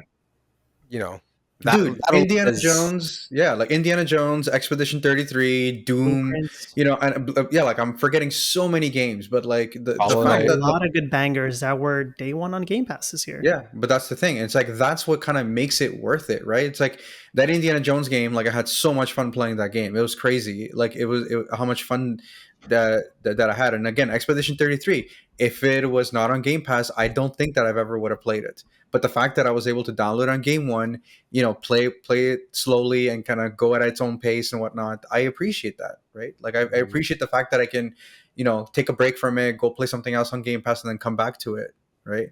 The So Alters, Game Pass. yeah, Game Pass. Ninja Gaiden 4, day one Game Pass. Tony Hawk's Pro Skater 3+4, day one Game Pass. Yeah. So Microsoft is definitely putting like I guess all you know they're like all in on Yeah. this, right? And I think that to me, I think that Sony's already late to the race, you know. And It I would don't be know. interesting to see what the next iteration of what they're gonna do basically in the future and how they're gonna address this going forward. And it's cool though. Like we have different options, you know. Like I mean, I like the fact that Manny mentioned Nintendo, and at the end of the day, like Nintendo to me is always going to be a winner because it comes to the IP. It's like you cannot compare like what Nintendo offers versus Microsoft and Because Sony in terms of Nintendo's the not really game. competing with Yeah. anyone. They're just really But that's the thing; competing they're not. Yeah, and to me, I'm actually starting to feel more and more that even Microsoft is not competing with anyone. You know what I mean? All right. On that note, unless we have anything else to add, I think it's a good time to end the very lengthy episode. Oh God. 2.5 Uh, hours. Right. So thanks for listening to another episode of Not Quite High Score. You guys Who can you find us thanking? on. He's right here. He's Listen. ready. Thank you for joining us, listening. Manu. Someone I'm just listening. stumbles Go upon on. this and they make it to the end of over 2.5 hours. You guys can listen to us on Spotify, on Apple Podcast, really anywhere we can find podcast, as well as see our lovely faces over on YouTube at notquitehighscore.com. You can also send us email at notquitehighscore@gmail.com, or you can also tweet, well, whatever the Blue Sky equivalent is. Twat. Taz will respond to you. You can twat Oh us. my God. So Manu, are you gonna join in for the next episode, or was Yes, this like a he's one-time thing? he's a permanent addition. You're in for one, you're in for all of them. Fuck, I guess so. We ride together, we die together. Bye.